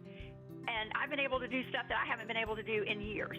Start your journey to better health with Balance of Nature. Call 1-800-246-8751 or go to balanceofnature.com to get 35% off your first preferred order with free shipping and our money-back guarantee. That's 1-800-246-8751. Go to balanceofnature.com or call 1-800-246-8751 and get this special offer by using discount code CHICAGO. Are you turning 65 and thinking about Medicare? Or are you over 65 and haven't enrolled yet because you still have coverage at work? Either way, Medicare done correctly will be the best health insurance you will ever have. Imagine having nationwide access with an annual deductible of only $226. There are only two good things about aging, wisdom and Medicare. But to navigate the Medicare maze properly, you need a mentor. Best part, my guidance costs you nothing. Call me. I can help. If you're tired of calling a bureaucrat at an 800 number to help you navigate Medicare, then you need a local expert on your side. Your own health insurance mentor. See Stephen Tucker from healthinsurancementors.com is someone I know and trust. He's a 28-year licensed broker who's been educating our listeners for more than a decade. Steve, how can listeners get in touch with you? Thanks, Dan. They can visit healthinsurancementors.com or call me directly at 630-674-1551. That's 630-674-1551. AM 560, The Answer. All right, coming up on Chicago's Morning Answer. The circus that will be the Trump trials, of course, plural, has begun with this civil trial in New York over his real estate business. We'll start there with Professor William Jacobson from Cornell Law and legalinsurrection.com at 6:36. Yeah, who's the victim in that? But now let's head into the newsroom. Here is Mike Scott. 64 degrees at 6:32. I want to let you know that on the border of Addison and Elmhurst, Lake Street eastbound between Route 83 and Grand remains shut down due to police activity as an ongoing search for suspects after the scene of an earlier rollover accident inbound on the Ike at York. And there has been one arrest. They are searching for three others that fled a vehicle there. There are also, police are looking at a deadly accident, and it has closed Oakton in Park Ridge, east and westbound between Greenwood and Cumberland this morning. Supreme Court will hear arguments today on the constitutionality of the Consumer Financial Protection Bureau. The CFPB was formed after the Great Recession to investigate consumer complaints against financial institutions. President Biden's son will be in court today on federal gun charges. He's expected to plead not guilty. Cell phones are being banned today in schools in England. Fox's Jonathan Savage is in London. In the classroom, in the hallways, and even on their lunch breaks, cell phones are set to be expelled from England's schools. Education Secretary Gillian Keegan has announced the plan. She says mobile phones are a distraction and often lead to bullying. We know that teachers are struggling with their impact and we know that they need support. Schools are allowed to set their own rules at the moment, but this blanket ban will bring England in line with France and China. Teaching unions say the idea is unenforceable and will make students' behaviour even worse. Jonathan Savage, Fox News. A Kansas police chief who ordered the raid on a local newspaper office in that state resigned overnight. Marion Police Chief Gideon Cody announced his resignation. Tensions remain high as Chicago is set to open another temporary shelter for illegal migrants in the Pilsen neighborhood today. During a community meeting last night, some residents welcomed the shelter. Others had compassion but argued the city has other financial priorities. No child should ever sleep on the floor of a police station. I know that we all agree on this and there are frustrations, and what we don't agree on is the prioritization of funding. Meantime, Governor Pritzker is demanding more help from the federal government in dealing with the illegal migrant crisis in Chicago.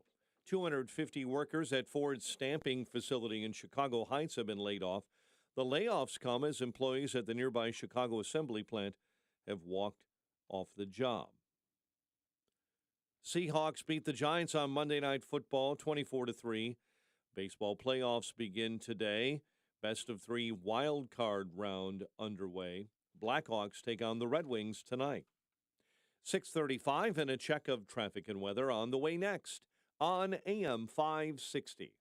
Brandon Tatum wants honesty from politicians. Whether I trust him 100% or not, or whether I think he's genuine about certain things is irrelevant to me. I just think he was a great president. The man was putting in policies, everybody was winning. So by and large, I think Trump did a lot of great things. And that's why I voted for him, and I voted for him twice. I just wish these people would just be honest, man, and not like be beating around the bush because they feel like they caught up in something. The Officer Tatum Show. Weeknights at 7, right before Jay Sekulow at 9 on AM 560. The Answer. Balance of Nature, changing the world one life at a time. I gained a lot of weight because I was so bored. All I did was bake and eat, okay? And I knew I wasn't eating right, and I wasn't feeling right, and I didn't have any energy. And I said, I'm going to give it a shot. I'm going to try it. Not only did it give me energy and help me feel better, but I've lost 35 pounds.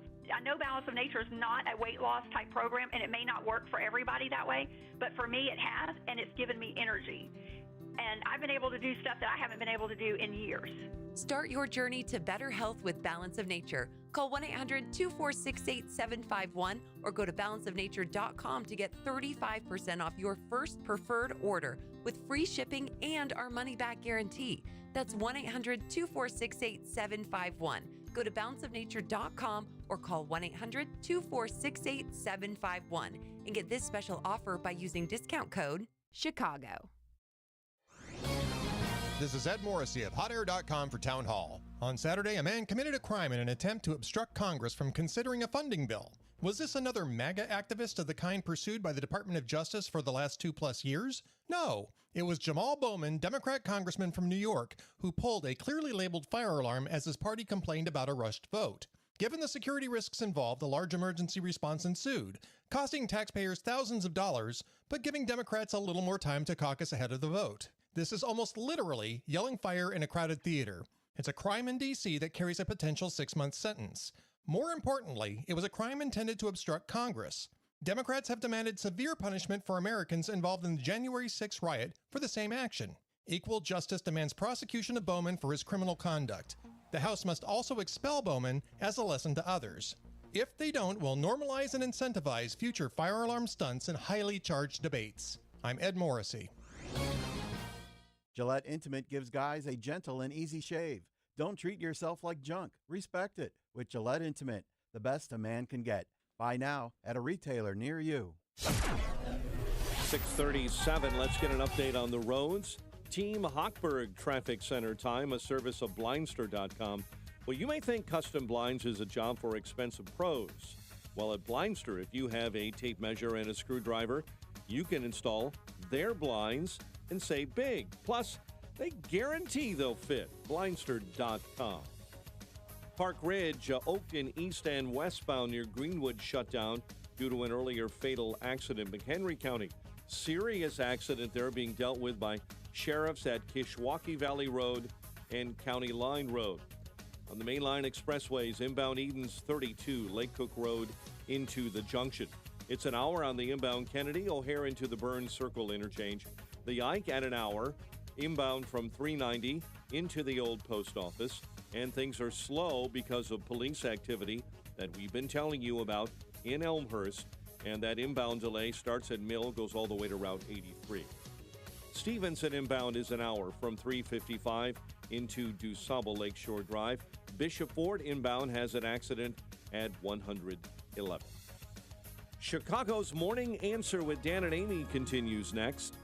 AM 560 Weather Center forecast. Sunshine and 87 today.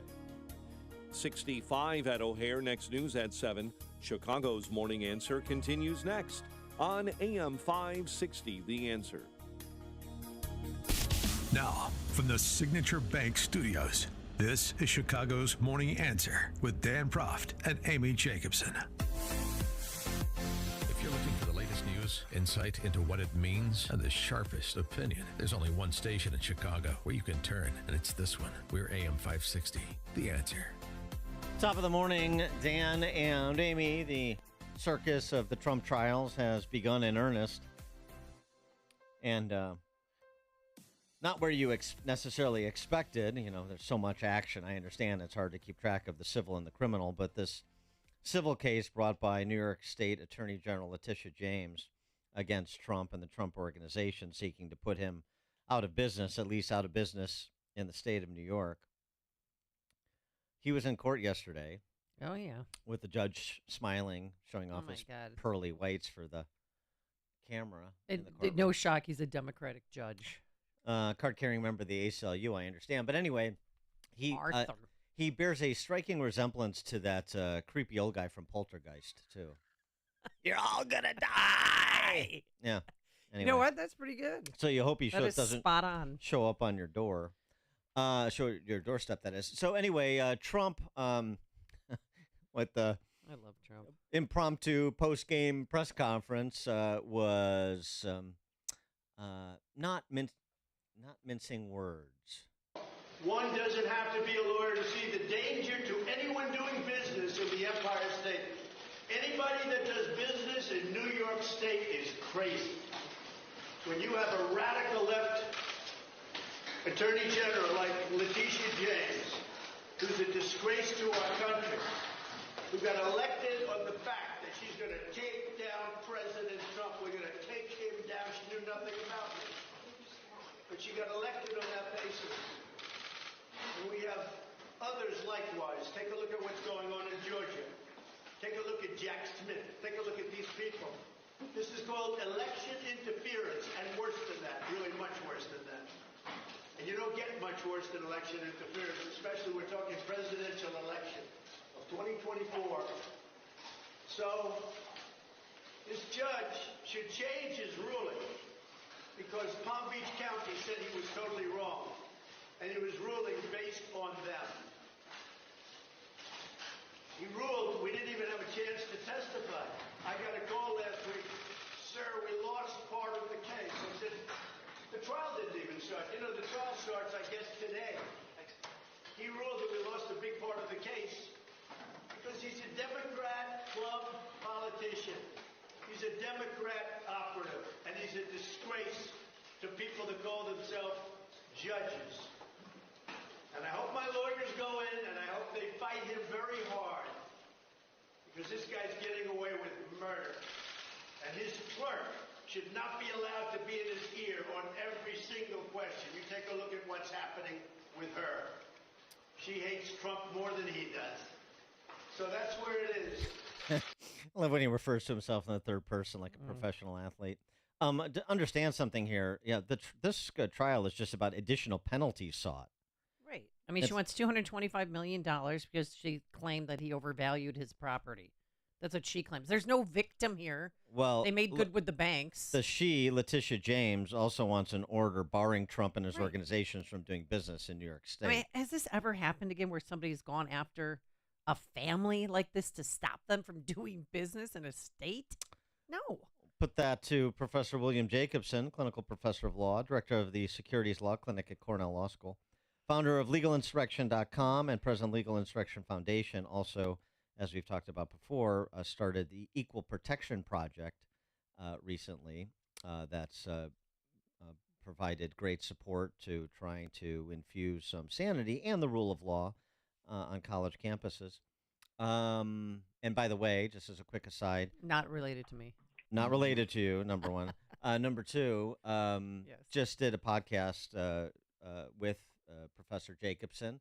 So if you download Counterculture, my podcast Counterculture on Spotify and elsewhere, watch it on Rumble, whatever, YouTube, that should be posted before the week is out for an extended conversation on more topics than we can get to today. But anyway, Professor Jacobson, thanks so much for joining us again. Appreciate it. Good morning. So you've called this situation, this case that we were just describing, this civil case against the Trump Organization real estate empire, egregious. Explain why. Well, it's egregious because you have an attorney general who ran for office publicly stating her main goal as being Attorney General was to get Donald Trump and his family. That is pretty disgusting for a law enforcement officer, the chief law enforcement officer of the state of New York, to run on that sort of platform. I don't care if it's Donald Trump or it's Hillary Clinton or whoever it is.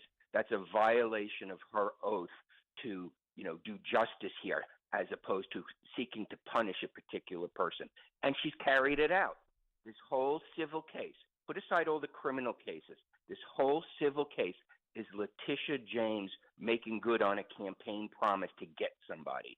And she had the full weight of the Attorney General's office pour over everything regarding the Trump organizations. And she found something which is a non-crime, is really a non-fraud, that he supposedly deceived sophisticated banks and sophisticated insurance companies, which have their own teams of people who verify and who look over what loans they're going to give. And not one of them lost a penny. And she is using that not to fine Donald Trump or his organizations for those particular things. She's using it to try to kick him out of the state of New York. That is an egregious sort of penalty. It's disproportionate. And unfortunately, she may get what she's looking for, at least in the trial court, based on what this judge has ruled so far. I hope it doesn't hold up on appeal, because it's a really terrible day for our system that somebody like Letitia James can target an individual with the full weight of the state and try to literally kick them out of the state for something that is a fairly isolated sort of incident. She's not claiming that the Trump organizations are fraudulent organizations. These are not crime families, okay? She's claiming that they did one particular thing wrong with regard to loan valuations of properties. And the punishment she's seeking is political. It's not justice. And remember, Alvin Bragg passed on this case too. But and this is according to Fox, and I just wanted to check this with you. They said 80% of allegedly what happened before 2014. So the statute of limitations is run out. I don't know if that's true. That's what Trump said afterwards. I don't know if that's accurate or not accurate. But, that does prove a point. She's going back, a decade. These are not things that happened, 2 years ago or 3 years ago. These are things that happened really long time ago. And it just goes to show you that that was her goal. Her goal was not to really do justice here. It was to get Donald Trump. And she's bringing up stale claims. I don't know if it's 80% of the claims or what percentage it is, but the fact that there's even a statute of limitations issue being discussed shows how far back in time they're going. And you both alluded to this, but the idea that no bank or other private party is claiming to be any sort of victim here of the alleged fraud, and yet Letitia James brings this case on behalf of the people generically. How does that square? Yeah, I mean, these are banks which made a lot of money off of Donald Trump. These are banks that they don't just hand somebody $10 million or $50 million or $100 million loan. It's not like Donald Trump says, "Oh, I think this building is worth, $50 million," and the bank says, "Oh, well, if you say so, we'll accept it." No, they have internal people. They have internal teams. They're required by regulation to vet these loans. If they thought he was inflating the value for the purpose of pricing the loan, they would have said something. And that goes to the whole thing. The judge made a decision without hearing any testimony, just based on papers submitted, that Trump committed a fraud with regard to these valuations of the properties. But those are subjective things. Those are things that can vary. And the prime example, and he's getting a lot of criticism for this, not just from Trump's side, but I think anti-Trump people are worried he reached too far, is Mar-a-Lago. Mar-a-Lago, Trump valued at 400 or 800, whatever hundreds of millions he valued it at. I don't know if he's right or he's wrong. It's a unique property. It's got a name recognition because of him.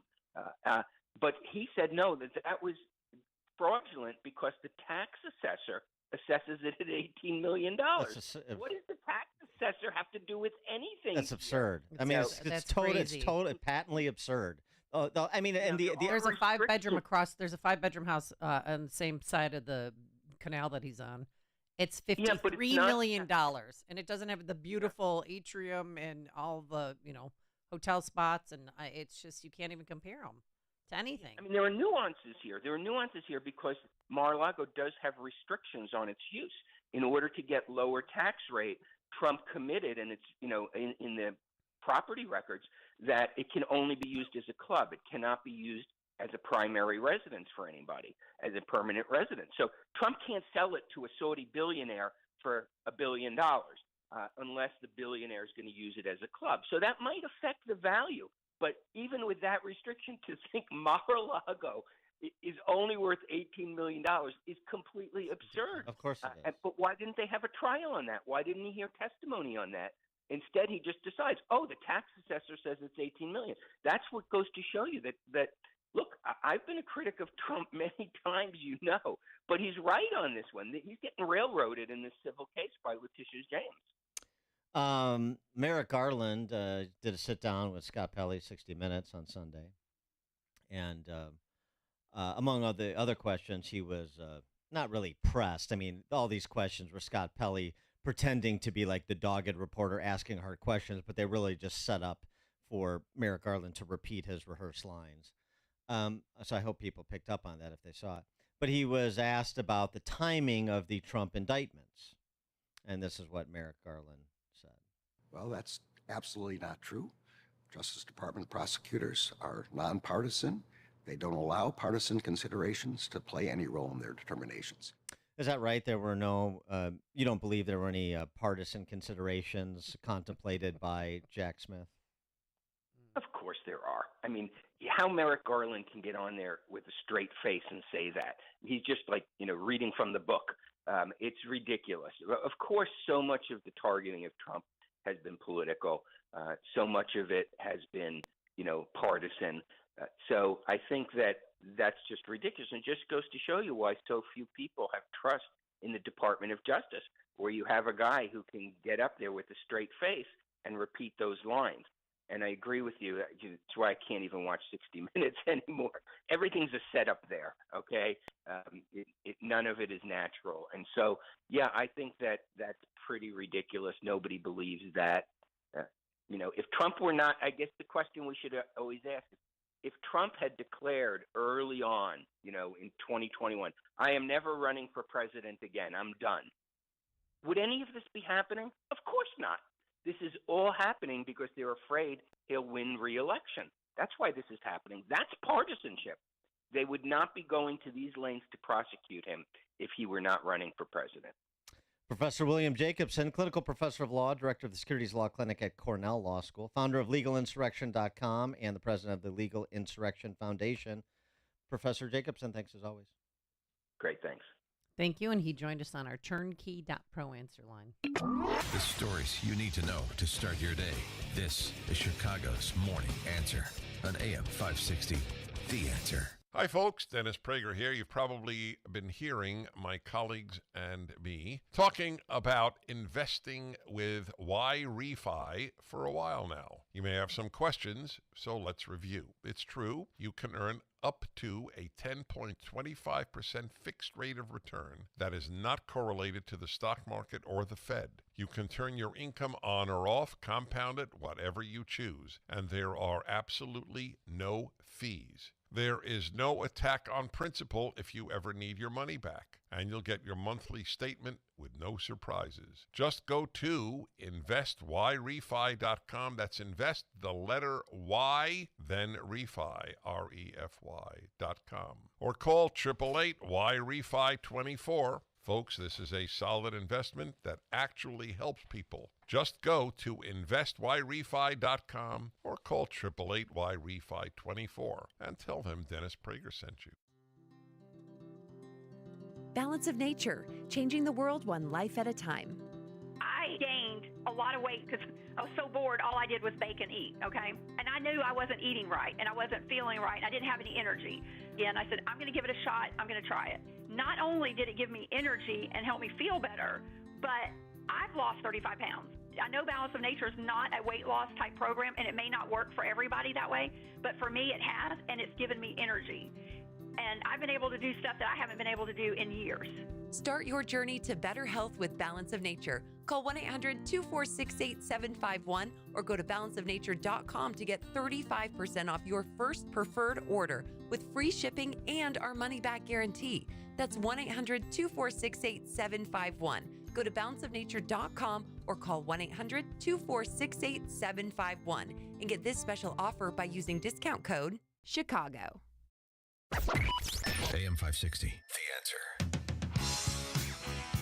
Dan and Amy, all right, it's time for our new segment that we've been... Oh, yes. Chomping at the bit to bring you. We've been sort of promoting this idea. We were going to do it. Now it's done. We're doing it. It's happening. Now it's time for In-Depth History with Frank from Arlington Heights. Do you get it? It's in-depth. I turned my mic Sonar. off. I was going to let Frank speak. In-Depth History with Frank from Arlington Heights. It's kinda... That's his idea, the sonar. You like it? We're still workshopping the promotion of it and the intro jingle, so take suggestions on that. Frank's a history guy. He's not necessarily a marketing guy. Okay. It's kind of creepy for me. It feels very Chernobyl. And now it's time for In-Depth History with Frank from Arlington Heights. Frank? Good morning, Dan and Amy. Thanks for this honor. It is really an honor to be able to share my historical knowledge in this format. And so today I was inspired by the articles that have come out recently about how men are just so interested in Rome. I think you had talked about it a little bit ago. So I'm going to do a little short on the life of Marcus Licinius Crassus. Many listeners may know Crassus as one of the three men in the first triumvirate with Julius Caesar and Pompey the Great. Crassus led a very interesting life, and it was very tragic. He was born around the year 115 BC, when Rome's middle class was in serious decline. There was a servile war in Sicily in the 130s. The Gracchi brothers, Tiberius and Gaius, two tribunes who were reformers who wanted to make some moderate reforms to the fact that the land was not being divided up enough and given to the middle class. They were both murdered. Rome, after Crassus was born in 115, devolved into gangsterism, and there were two big, essentially, gangs, led by Gaius Marius of the Populares, and then the Optimates, led by Lucius Cornelius Sulla. Eventually, Sulla's forces won out, and by 82 BC, they dominated Rome. Sulla himself became a dictator for life, and he also used something called prescription lists. He put this list of essentially enemies of the state in the forum in Rome and went after Marius's old supporters. Marius was dead at this point. And it's almost kind of like our cancel culture. It was an ancient form of cancel culture. And that is how Crassus was able to become the richest man in Rome. He seized many of the estates of some of these families, speculated on land, became extremely rich. Rome's slave population was also increasing at this point in time, and Crassus was able to acquire many of them. And he also turned one of these crews of slaves into one of the first firefighting units, and he also became richer because of that. This is where the word fire sale comes from. He trained these slaves to put out fires, and fires would occur in Rome all the time. And then what he would do is train them to put them out, and he would buy up at 10 cents on the denarii, essentially. He would buy up houses and offer to buy houses that were near the fires. The owners thought their homes were going to, get burned down. So then he bought them up, had the slaves put out the fires as a house for 10 cents on the denarii. Crassus was from a nondescript patrician family, though. He didn't have a lot of glory in his family name, so he wanted to get some glory. So when Spartacus had his revolt in 73 to 71 BC, he raised an army and eventually cornered Spartacus near the toe of Italy and was able to kill. Supposedly, Spartacus got killed in that battle, and roughly 6,000 of his slaves who had revolted were captured, and they were not treated with any sort of mercy. They were crucified. You got to wrap it, Frank. They were crucified along the Appian. They were crucified along the Appian Way. Crassus as well. He died fighting the Parthians in 53 BC when he should have been spending time with his family at the age of 61. A tragic figure, for sure. And that has been In-Depth History with Frank from Arlington Heights. Coming up on Chicago's Morning Answer. We'll talk crime and punishment, local 707. Today, mostly sunny with a high near 91 degrees. It's now 7 a.m. WIND Chicago. Hunter Biden goes to court. I'm Dave Anthony, Fox News, in Wilmington, Delaware today, where Fox's Brooke Sigmund reports he's expected to plead not guilty. He's now facing 3 separate charges. Now, that's one for lying on the gun application, one for lying to the gun store clerk, and one for actually possessing the firearm while using illegal drugs. Well, that after a misdemeanor tax evasion plea deal for the president's son fell apart, it would have wiped out a gun charge. Former President Trump will return to a New York court for day 2 of a civil fraud trial that he calls part of a witch hunt and corrupt election interference. His attorney, Alina Habba, just told Fox. President Trump and the Trump family will not able to conduct business in New York. Will have to be dissolved in the state of New York. For doing what? I don't know. The judge has already ruled the Trump organization committed fraud, inflating the value of assets. The state's Democratic Attorney General is pushing for a $250 million fine. There's an attempt to oust House Speaker Kevin McCarthy by a small group of his fellow Republicans. Congressman Tim Burchett just told Fox Business. Kevin's my friend. I just think we need to get our ship in order, and it is not right now. They're upset McCarthy worked with Democrats, averting a government shutdown with a short-term funding bill without spending cuts conservatives demand. McCarthy predicts they'll fail and he will remain Speaker. A crime near the Capitol. Democratic Congressman Henry Cuellar was carjacked and robbed at gunpoint in Washington last night. He was not injured. Police are looking for 3 suspects. The day after a missing 9-year-old girl was rescued from a kidnapper near Albany, New York. A family friend tells Fox Charlotte Senna is doing very well, very well. Of course, the family's thrilled to have her back, but by all accounts, she's doing just fine. Police found the girl in a cabinet inside a camper after tracking the suspected kidnapper, who they say put a ransom note in the family's mailbox. Nobody won the Powerball again? The jackpot grows to $1.2 billion. America's listening to Fox News. 64 degrees, sunrise in Chicago, 7:02 on AM 560, The Answer. Good morning. I'm Mike Scott. Tensions remain high as Chicago is set to open another temporary shelter for illegal migrants in the Pilsen neighborhood today. During a community meeting last night, some residents welcomed the new shelter, while others had compassion on the illegal migrants but argued the city had other major funding priorities. No child should ever sleep on the floor of a police station. I know that we all agree on this, and there are frustrations, and what we don't agree on is the prioritization of funding. Other community members question why the city hasn't helped out homeowners in that area lower property taxes first. A warehouse on South Halsted is expected to receive illegal migrants as soon as today. Meantime, the governor is pleading for more help from the federal government. In a letter to President Biden, he said the crisis is overwhelming the state's ability to provide aid. Opposition growing against a proposed Chinese battery plant in Manteno. Residents met last night at a village board meeting. During a press conference Monday in Manteno, State Rep Brad Holbrook said tax incentives are not adding up, but those tax incentives should have gone to American companies. Illinois has lost out on 18 previous battery plants, including the Rivian plant that moved to Georgia recently. The question I have is what was offered to these American companies and rejected? If open, the proposed plant is slated to begin production in 2024. The Republican leader of the Illinois House says she has no interest in the idea of changing the state's sex offender notification system, the subject of a recent scathing audit by the Department of Corrections. The 2-year audit released last week showed 40 repeat findings of failure to notify victims and law enforcement after the release of sex offenders. Minority Leader Tony McCombie. And I'm certainly not interested in any legislative fix to remove that mandate. But many are pushing back against the state's notification process, and that comes from the National Association for Rational Sexual Offense Laws, which argues without proof that notification increases risks to the registered person in regard to housing, employment, or what they call pro-social community involvement.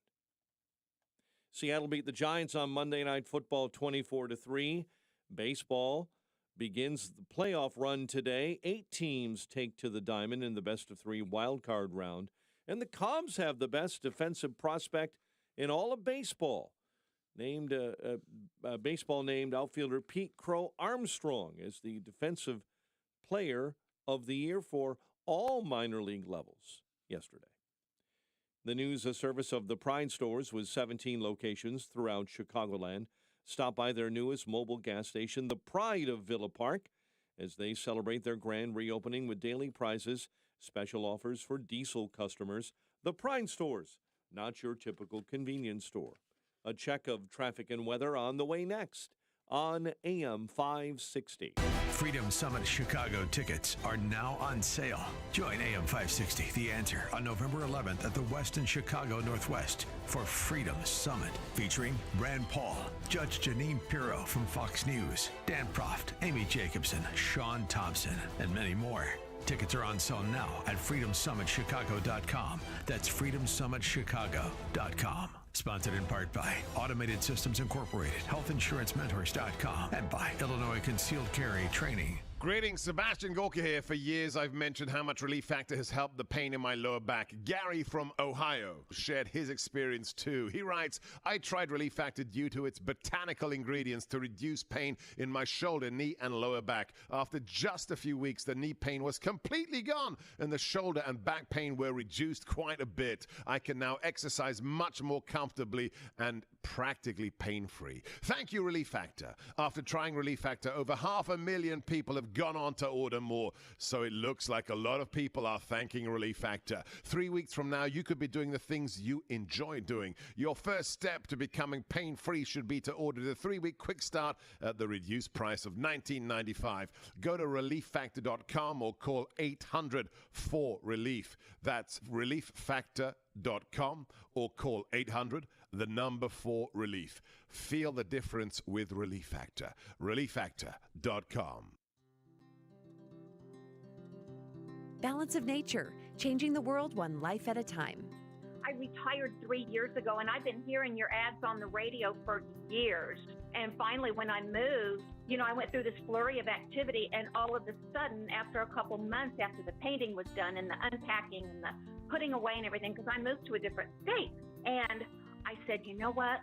I'm going to get some of that and try it. I'm telling you, it was like I was a whole new person. I could have given a 3-year-old a run for his money. Start your journey to better health with Balance of Nature. Call 1-800-246-8751 or go to balanceofnature.com to get 35% off your first preferred order with free shipping and our money-back guarantee. That's 1-800-246-8751. Go to balanceofnature.com or call 1-800-246-8751 and get this special offer by using discount code CHICAGO. As you walk around the yard this spring, you'll likely see some cracked or sunken concrete. Maybe a sidewalk, stoop, driveway, or patio. These problems will only get worse, but there is an easy solution. Hi, I'm Roy Spencer with Permaseal. Our poly-level process can raise and level sunken concrete quickly and effectively, putting an end to eyesores and dangerous trip hazards. Poly-level is the quickest, least expensive, and most durable system to repair your sunken concrete problems. So don't live with a problem that will only get worse. Call Permaseal today at 800-421-SEAL for a free estimate. Permaseal has been helping Chicagoland and Northwest Indiana homeowners making their homes healthier and more valuable for over 40 years and has an A+ rating with the Better Business Bureau. Don't replace it, raise it. Call 800-421-7325 or visit permaseal.net. Your best for being better, Permaseal. 7:08. Check the roads in the Team Hochberg Traffic Center. Eden's 34 minutes from Lake Cook Road to the junction. The Kennedy right now 68 minutes from O'Hare to the Burns Circle interchange. Kennedy outbound 44 back out to the big airport. Ike inbound. It's an hour and 14 from 390 into the old post office. Delays all the way in, starting at Laramie into Des Plaines Avenue, Manheim into Sacramento. We're looking at delays on the Stevenson, 40 minutes from the Tri-State into DuSable Lakeshore Drive. Outbound, an accident, left shoulder between Harlem and the Des Plaines River Bridge. Stop-and-go traffic on I-57 this morning. Southbound between I-80 and Flossmoor Road, an accident being moved to the right shoulder. Chicago's Morning Answer continues next. AM 560 Weather Center forecast, sunny and 87 today. Patchy clouds and 68 overnight. 65 right now, next news 7:30. Chicago's Morning Answer continues next on AM 560 The Answer. This hourly segment is brought to you by Health Quest Radio with Dr. David Kolbaba. Saturday mornings at 11. Visit healthquestradio.com. Now, from the Signature Bank Studios, this is Chicago's Morning Answer with Dan Proft and Amy Jacobson on AM 560. The Answer.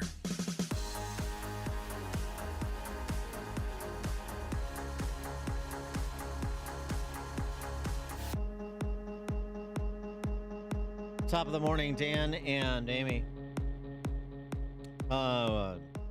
Deep dive by the Chicago Tribune on Sunday about the Chicago robbery task forces. They're struggling with brazen crimes. Everyone is so freaked out. Wait, I thought it's just big city living. What's everybody freaking out about? It's just big city living. If I go in my basement, I'll just pretend it didn't happen. Remember that lady? Everyone. There was a crime spree in Boys Town. It happens everywhere. Wagaspack quoted in the story after robberies have risen 67% this year in his 32nd ward. They're not only robbing somebody, but they're beating them either into submission or beating them after the fact. Yeah, it turns out robbery is a violent crime. Didn't you know? Big city living. Everyone is so freaked out. That's just fear porn. That's crime porn. Spouted by right-wing conservatives who hate the city's beautiful city. The Cubs almost made the playoffs. The Bears almost won a game.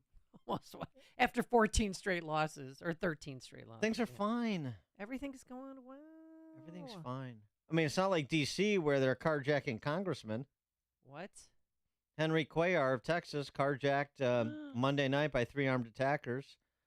As he was parking his car this evening, 3 armed assailants approached him and stole his vehicle. He was not harmed. He's working with local law enforcement. About 9:30 p.m. at New Jersey Avenue and K Street Southeast in Washington's Navy Yard area, D.C.'s Navy Yard area, about a mile from the Capitol. Yeah, well, D.C. is big city living. The big city living brought to you by big city Democrats. So what's the problem? Philadelphia. The looting that happened last week, that was widely reported. Maybe just to punctuate it with an actual story, as opposed to sort of the generic, there's looting and this number of people were arrested and this number of people were accosted. These stores were targeted, Lululemon, Foot Locker, How Adidas. about just a dude who opened a little car dealership in Philadelphia a week before the looting that occurred? And what happened to him? Just a week in business. I'm going to show you some of the damage done. This car here had the window shattered out. They actually tried to hotwire it at some point. And then over here, they've had to board up the office. You mentioned they've only been in business a week. 7 cars were stolen here. Another dealership was broken into just down that street. And police believe this could be connected to that looting last night. Really? Wow. If we don't recover the cars, we probably won't survive it. So it could really be the start and the end all in the same week. Nathan Kriegler just opened City Motors of Philadelphia on Frankfurt in Mayfair, and this is not how we expected the first week to go.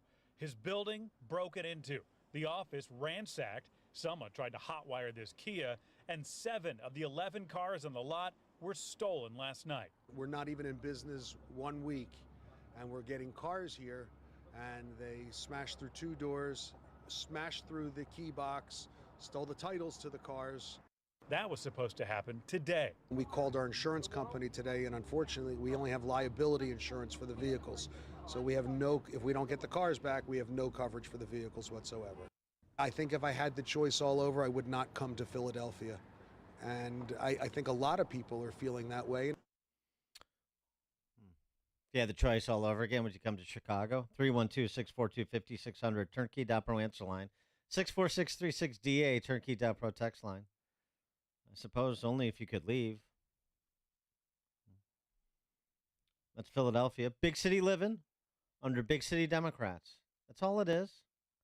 Did you see what happened last night in Philly? Or is it 2 nights ago? There was the gang of bikes driving around their motorcycles, and this little white dude, I'm going to be tough. Now I'm going to jump on this car now. And he busts out the back window, and this tall black woman gets out, who's the mother of two because her 2 kids were in the car because she was delivering Uber Eats.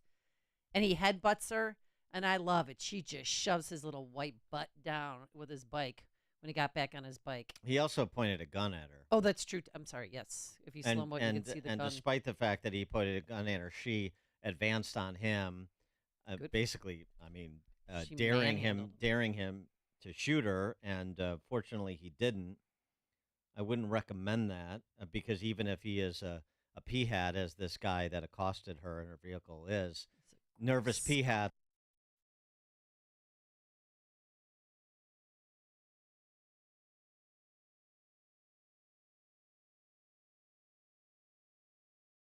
Being reckless, especially when you have kids, so it's like her breaking point. She's like her Michael Douglas mom. Like, I'm not going to take it anymore. I appreciate it. And falling down. It's like she got out of there and she's like, he headbutts her and she's like, no, I'm not. Screw me, no, screw you. I'm not blaming her. He's like, you know what? I'm not blaming her at all. I mean, we tweeted it out if you want to see it. It's ridiculousness. But somebody needs to tell her that's just big city living in Philly. Happens everywhere. Yeah, I know. It happens everywhere. Big city living under big city Democrats. But don't go changing. Don't go becoming an unwelcoming city, foreign or domestic. You don't want to be unwelcoming to predators either, do you? Come on. These are victims of the white patriarchy. That's what they are. These brazen robbery crews that has everybody freaked out, as the Chicago Tribune reports. Painstakingly giving you sort of the blow-by-blow of how the police task forces operate and what their challenges are and so forth. That's all really interesting. Actually, it's not that interesting. I mean, I appreciate, obviously, what the police do in these task forces. I don't need to necessarily know the details. We know some of the challenges. They're obvious. All of this is relatively straightforward. God, again, it's like the Jamal Bowman fire alarm. God, we need to investigate this to find out exactly what happened. We all know exactly what happened. But we pretend we don't know exactly what's happening in order that we don't have to address what we have to do. It's a cover story. What's really going on? We need to understand this. No, I understand it. I mean, you give me, we can do the root causes discussion, but right now, I understand exactly what's happening. That's not the question. It's not an understanding question. It's what do you have the will to do question. Well, people don't want to answer that question. They just want to enjoy big city living. Have you seen the river? Beautiful. Lakefront? Riverwalk? They had it at a new restaurant. Before the weather changes, let's get one more ride on the Sea Dog. What do you say? One more time up to the top of the Ferris wheel. It's a beautiful city, the skyline. By the way, also in Philadelphia. Oh, are we going to talk about a leftist journalist who mocked the concerns about big city living, named Josh Kruger. Yeah, he wrote today. This is back in February of 2023.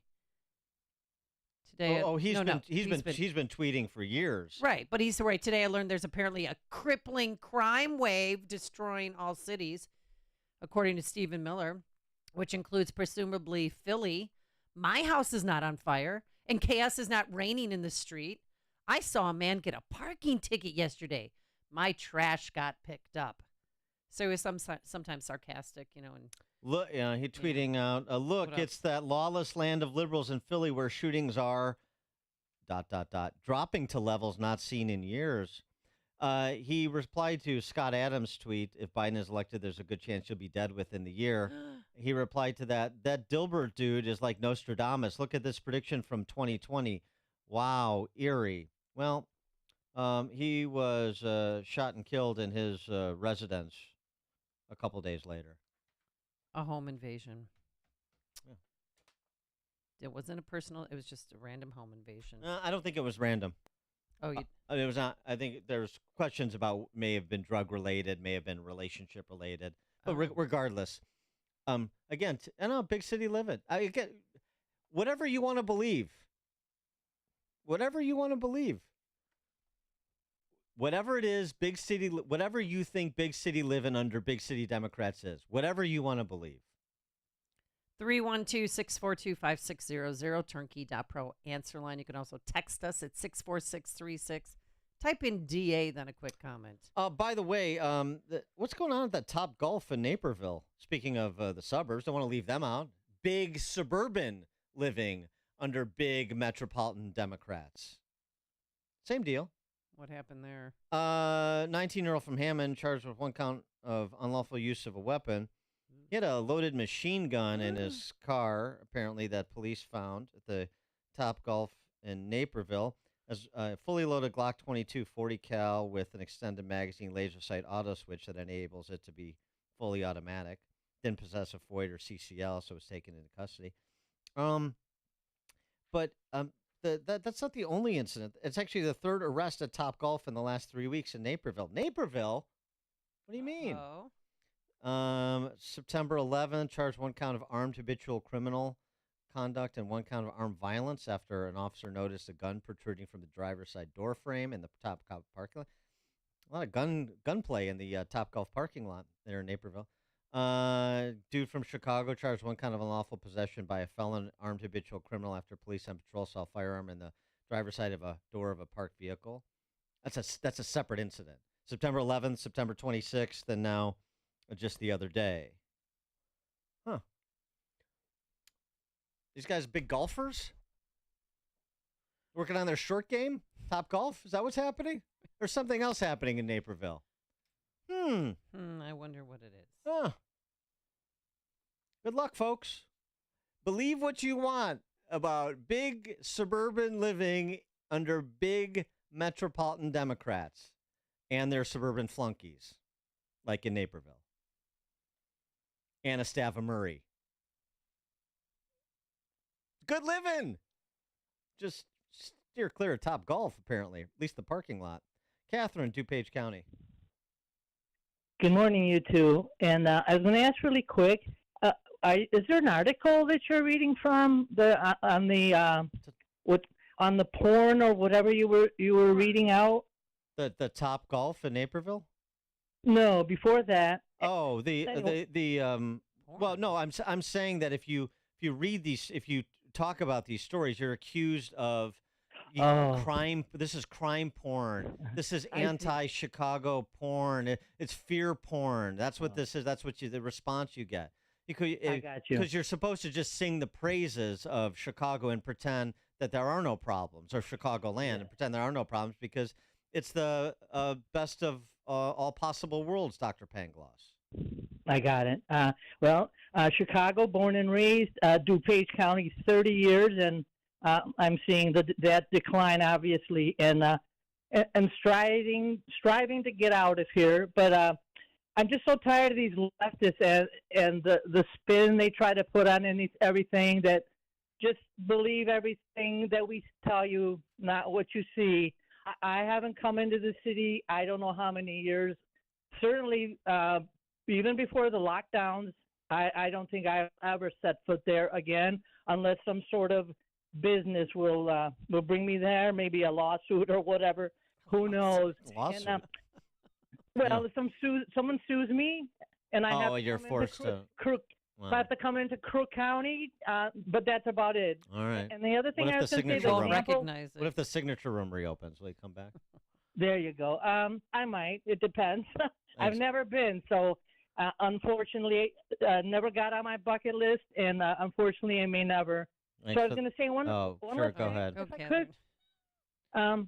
The thing I always say, and you were saying, our beautiful lakefront and the skyline. Yeah, bike paths. I always say I don't want to be caught dead in Lake Michigan where they dump out the sewage every time it rains too much for their stupid sewage systems.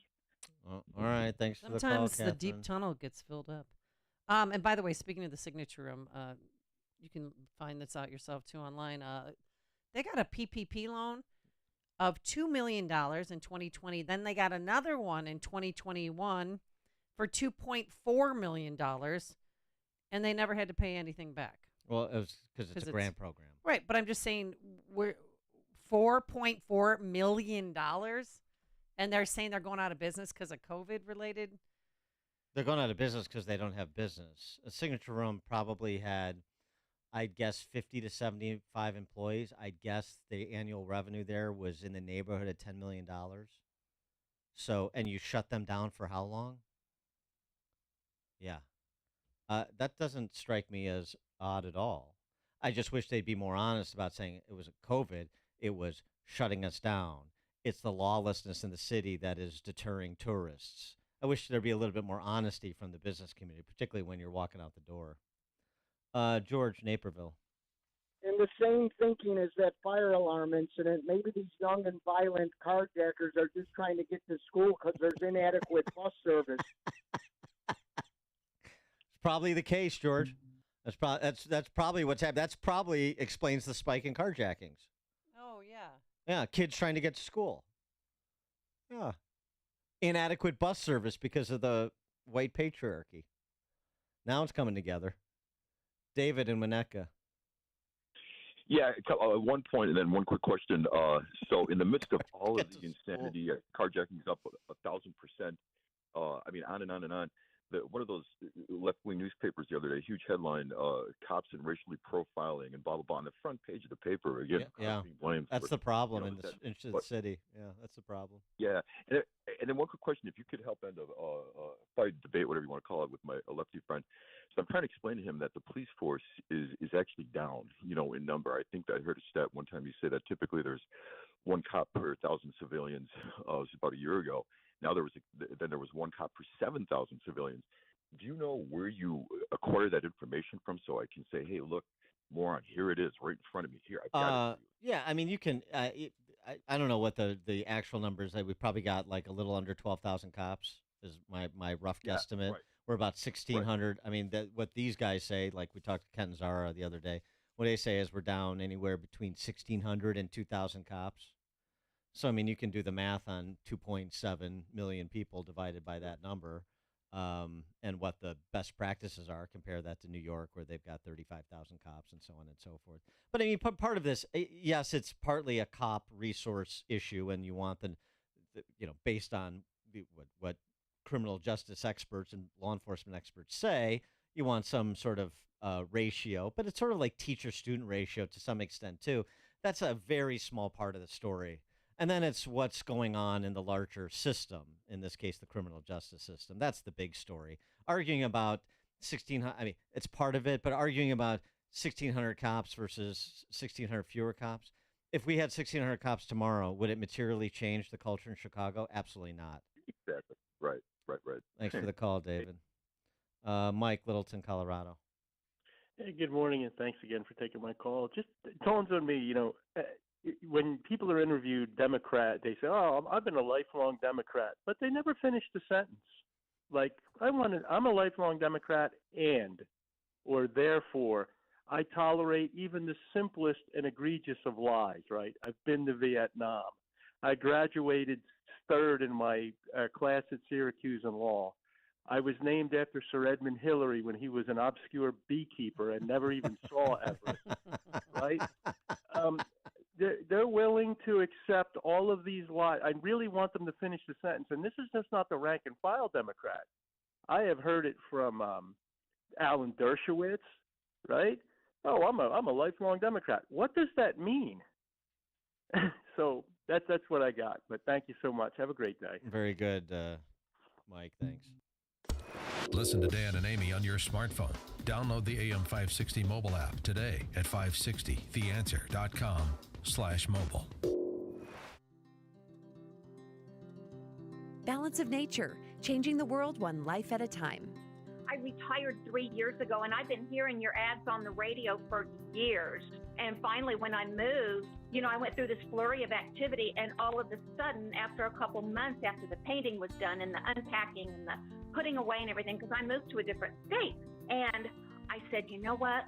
I'm going to get some of that and try it. I'm telling you, it was like I was a whole new person. I could have given a 3-year-old a run for his money. Start your journey to better health with Balance of Nature. Call 1-800-246-8751 or go to balanceofnature.com to get 35% off your first preferred order with free shipping and our money-back guarantee. That's 1-800-246-8751. Go to balanceofnature.com or call 1-800-246-8751 and get this special offer by using discount code Chicago. Dan Proft here for Northridge Prep. Northridge Prep is a great place to be a boy. What does that mean exactly? In short, it's thanks to a foundation of an all-boys environment that builds your son up into a man of intellect and character who loves God. The teachers and faculty members are mentors to students, and when you combine that with an atmosphere that's fun, competitive, and challenging, it creates an exceptional experience for your son. The result is that the kids at Northridge, the boys at Northridge, just love Northridge Prep. They've been educating boys for nearly 50 years, and one of the things that stands out is their commitment to partnering with parents. You hear this a lot with schools, but at Northridge, it's real. The parents can't stop talking about it. They built a community that really works together. Raising kids is difficult, and at Northridge, you can be confident your son is on the right path. They're having an open house on Sunday, October 22nd for boys in grades 6 through 12. You can register today at northridgeprep.org. Again, it's Sunday, October 22nd for the open house, and you can register at northridgeprep.org. AM 560, The Answer. All right, coming up on Chicago's Morning Answer. At 7:37, our weekly confab with Ted Dabrowski, President of WirePoints, wirepoints.org, all things Illinois policy related. We'll start with that Chi-Com EV plant in Manteno and the latest on that, 7:37. But now let's head into the newsroom. Here is Mike Scott. Dan and Amy, 64 degrees at 7:32. An investigation is underway this morning after 2 U.S. soldiers were killed in a military truck accident in Alaska. Former President Donald Trump expected to return to a New York courtroom this morning, day 2 of his civil fraud trial. It's been very successful for them because they took me off the campaign trail. Because I've been sitting in the courthouse all day long. New York's Democrat Attorney General Letitia James is seeking $250 million in fines. Florida Congressman Matt Gaetz aiming to remove House Speaker Kevin McCarthy from his post. He filed motion Monday to force a vote to take out McCarthy.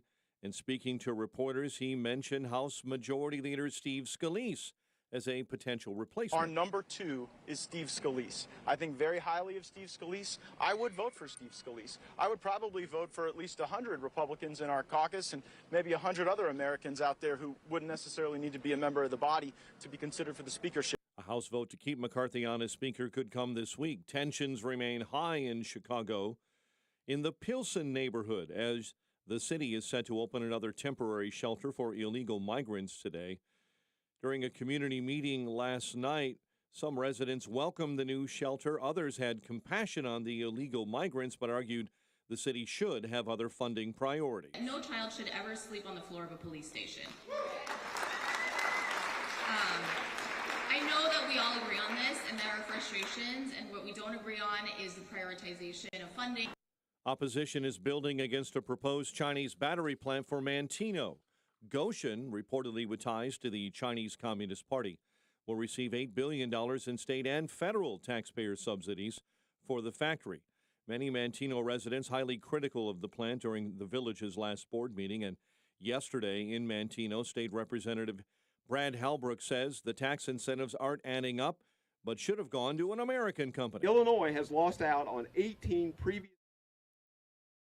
the Rivian plant that moved to Georgia recently. The question I have is what was offered to these American companies and rejected? Governor J.B. Pritzker has described any Republican opposition to the plan as political grandstanding. The Seahawks defense wreaked havoc last night, 11 sacks. As Seattle beat the Giants on Monday Night Football 24-3. Baseball kicks off its postseason today, best of 3 matches in the wild card round. Blackhawks continue preseason play with a game against the Red Wings at the UC tonight. The news, a service of Advanced Design Studio, thinking of a home renovation but aren't sure where to begin?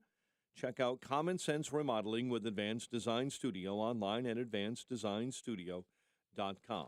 A check of traffic and weather on the way next on AM 560.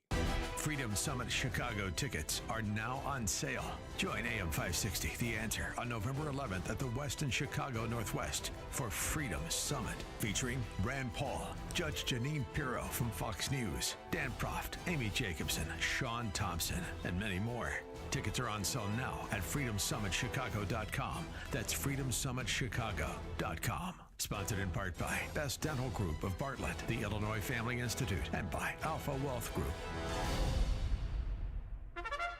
It's Reveille. We the people is the most powerful phrase ever written on a government document. It means the needs of the people come first and they rule, rather than the wants and dictates of a king. The Bill of Rights supports that ideal by enumerating our rights which the government may not infringe upon without due process, if at all. But are we the people in charge anymore?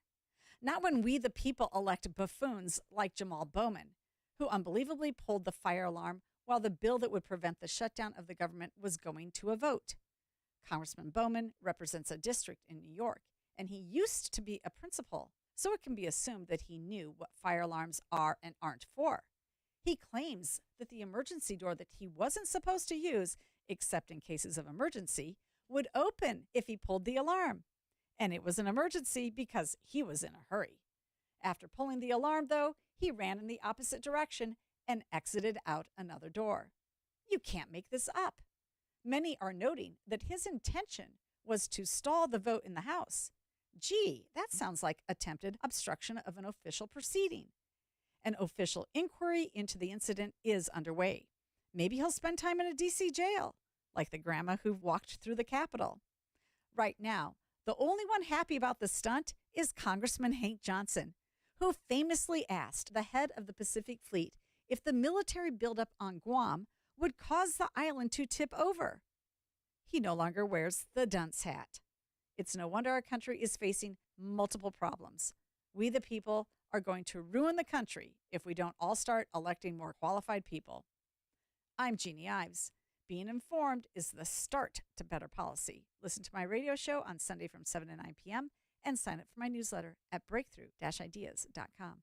That's breakthrough-ideas.com. Attention taxpayers, ready for some bad news? With $80 billion in new funding from Congress, the IRS has launched their most aggressive hiring campaign ever to ramp up enforcement. If you're ignoring your taxes, don't delay another minute because your paycheck, your bank account, even your home or business could already be at risk. Now, here's the good news. Optima Tax Relief, America's #1 tax relief firm, can get to work immediately, helping to protect you from the IRS. A+ rated by the Better Business Bureau, their tax attorneys and licensed professionals are experts at resolving tax problems. Let them help determine if you qualify for the Fresh Start Initiative or other powerful IRS tax assistance programs. Take control. Call Optima Tax Relief now for a free consultation. Call 800-965-1433. 800-965-1433. 800-965-1433. Optima Tax Relief. Some restrictions apply. For complete details, please visit OptimaTaxRelief.com. Think O'Reilly Auto Parts for all your car care needs. Get the parts and service you need fast from the professional parts people at O'Reilly Auto Parts. 7:38. Let's get an update on the roads. Team Hochberg traffic center time. Inbound Edens, 38 minutes. Lake Cook Road to the junction. The Kennedy is an hour 13 from O'Hare to the Burns Circle interchange. The Ike, 78 minutes from 390 to the old post office. Watch out for an accident on the right shoulder inbound approaching Mill Road. Stevenson accident right shoulder inbound at Cass Avenue. Dan Ryan, 35, 95th into the Burns Circle interchange. I-57 outbound. There is an accident with a left lane block between 167th to right before Flossmoor Road. The Reagan jam solid eastbound between Route 83 and the Tri-State, and the Veterans jamming up starting at I-55. Chicago's Morning Answer with Dan and Amy continues next. AM 560 Weather Center forecast, sunny, 87 today. 66 degrees at O'Hare. Your next news update at 8. Chicago's Morning Answer continues next on AM 560 The Answer. Now, from the Signature Bank Studios, this is Chicago's Morning Answer with Dan Proft and Amy Jacobson. Insert Democrat socialist here. Runs the Democratic House floor for 30 plus years running. He's promising this and he's stealing that. Where can you get that kind of money? He's using your house like his own piggy bank. You ought to know by now. You can pay off your house here in Illinois, but you can never keep up with the taxes. Oh, how it's always been the plan to have a taxpayer pay, no doubt. Not a matter of if anymore, but when you're moving out. I said when Top of the morning, Dan and Amy, and that theme music means it's time for a weekly conversation with Ted Dabrowski, President of WirePoints, wirepoints.org, all things Illinois policy related. But before we get to Ted, we do want to update the reactions, the local reactions to the Goshen Chicom EV battery plant that's opening up in Manteno, thanks to, I don't know, about $8 billion in tax incentives from federal and state governments. What do the locals think about this? It's going to bring some jobs, and so that's all good news. Everybody must be supportive. Yeah, no, small town residents say they'll pass on this, and they don't like the tax incentives, and they don't like the fact that they weren't part of the process. Why are we getting them such tax cuts? If anything, they're from another country. They should be paying full tax. Yeah. If this is so great. You know, I guess the biggest part is, why was it kept so secret? It's nothing short of a kick in the face to ask all of us, the county taxpayers, to help fund a communist, Chinese-owned battery plant. Most of the jobs that are going to come in here, obviously, are from out of town. I mean, so that's not really creating new jobs for Manteno people. Our elected officials are supposed to be working for us and protecting our interests. Is this worth lining your pockets with money? This is exactly why you didn't publicize it. If you care about the town and the community and people, this shouldn't be happening. For more on the latest and greatest with the Manteno EV lithium battery plant, brought to you by the Chinese Communist Party. Ted Dabrowski, thanks for joining us as always. Appreciate it. Hey, Ted, are you there? Manteno. Oh, there's Ted. Yeah, can you hear me? Yeah, I can now. Start over, please. Now we can. Now, is that better? Now we can. Yeah, Where there you okay, go. well, listen. All right. Yeah, hey, it was great to be in Manteno yesterday. I went down there, Mark Glennon, myself, John Klingner from the team. We went down and met all those people that were speaking on that reel, and it was great to be down there. About 150 people got together. The Freedom Caucus from downstate was there, and it was after we get so tired of hearing all the bad stories in Illinois, it was good to see people rise up. It's still not a huge group yet, but it was a good group and a big enough group to make a difference. And these people feel like they're just getting this massive Chinese battery plant just shoved down their throat. Nobody knew anything about it. It was like a huge surprise. No discussion at the city council, just an announcement. And it kind of reminds me of COVID again, where Pritzker and others just have the power to mandate something, and here it comes, and you shut up, just eat it. Too bad. Well, the thing that's odd about that part of it, which so I can understand the residents' suspicions, is if you're bringing a new business to town that's substantial in size and is going to throw off jobs and tax revenue for the local community and the schools and all that, I mean, it'd be something you'd be like celebrating. It's like, hey, this is coming down the pike. Now let's get everybody revved up to welcome this new business. Let's make a good first impression so that this business doesn't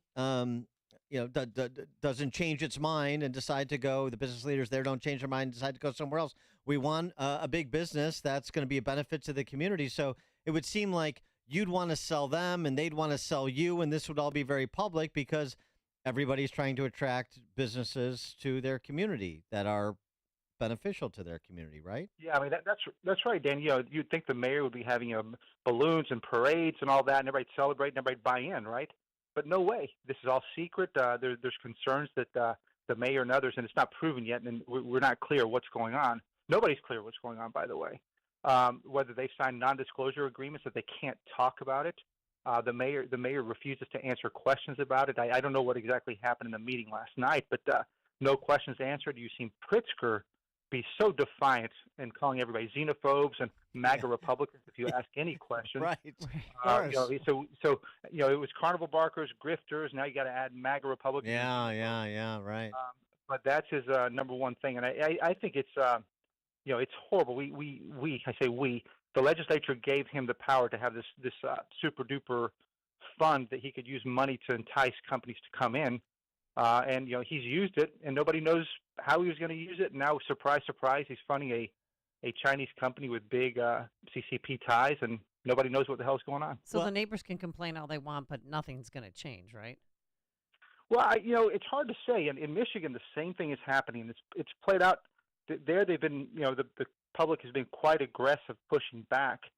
They've just filed a lawsuit, an environmental lawsuit. And I tell you, one of the big things that I heard from people down there in Manteno was, these battery plants use massive amounts of water, and then that water can be polluted, and nobody understands the environmental risks. And this is a small town, 9,000. It's a really nice town, by the way. I'd never been to Manteno. Really nice.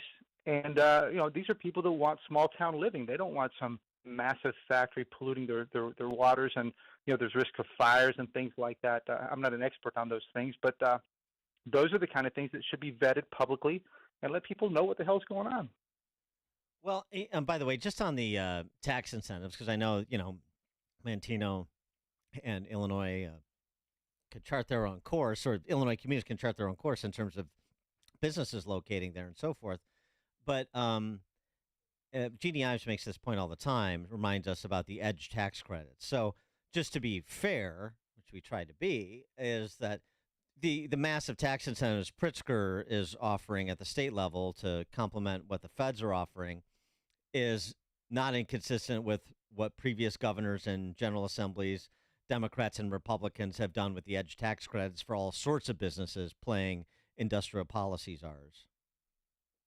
Yeah, this is the same old thing, and there's the big argument. Well, Texas does it, and everybody else does it, so Illinois has to do it, and that's a big battle. And I'm against this corporate welfare. I can't stand letting guys like Pritzker and it doesn't matter, Republicans too, choose winners and losers. And the good example of this is Rivian. Rivian, we've given them lots of money and support to produce their electric cars in Illinois. I don't know why the government's doing that. We don't know whether Rivian's going to be a winner or not. And the Wall Street Journal had an article, I think it was yesterday, that they lose $33,000 a car or truck that they make right now.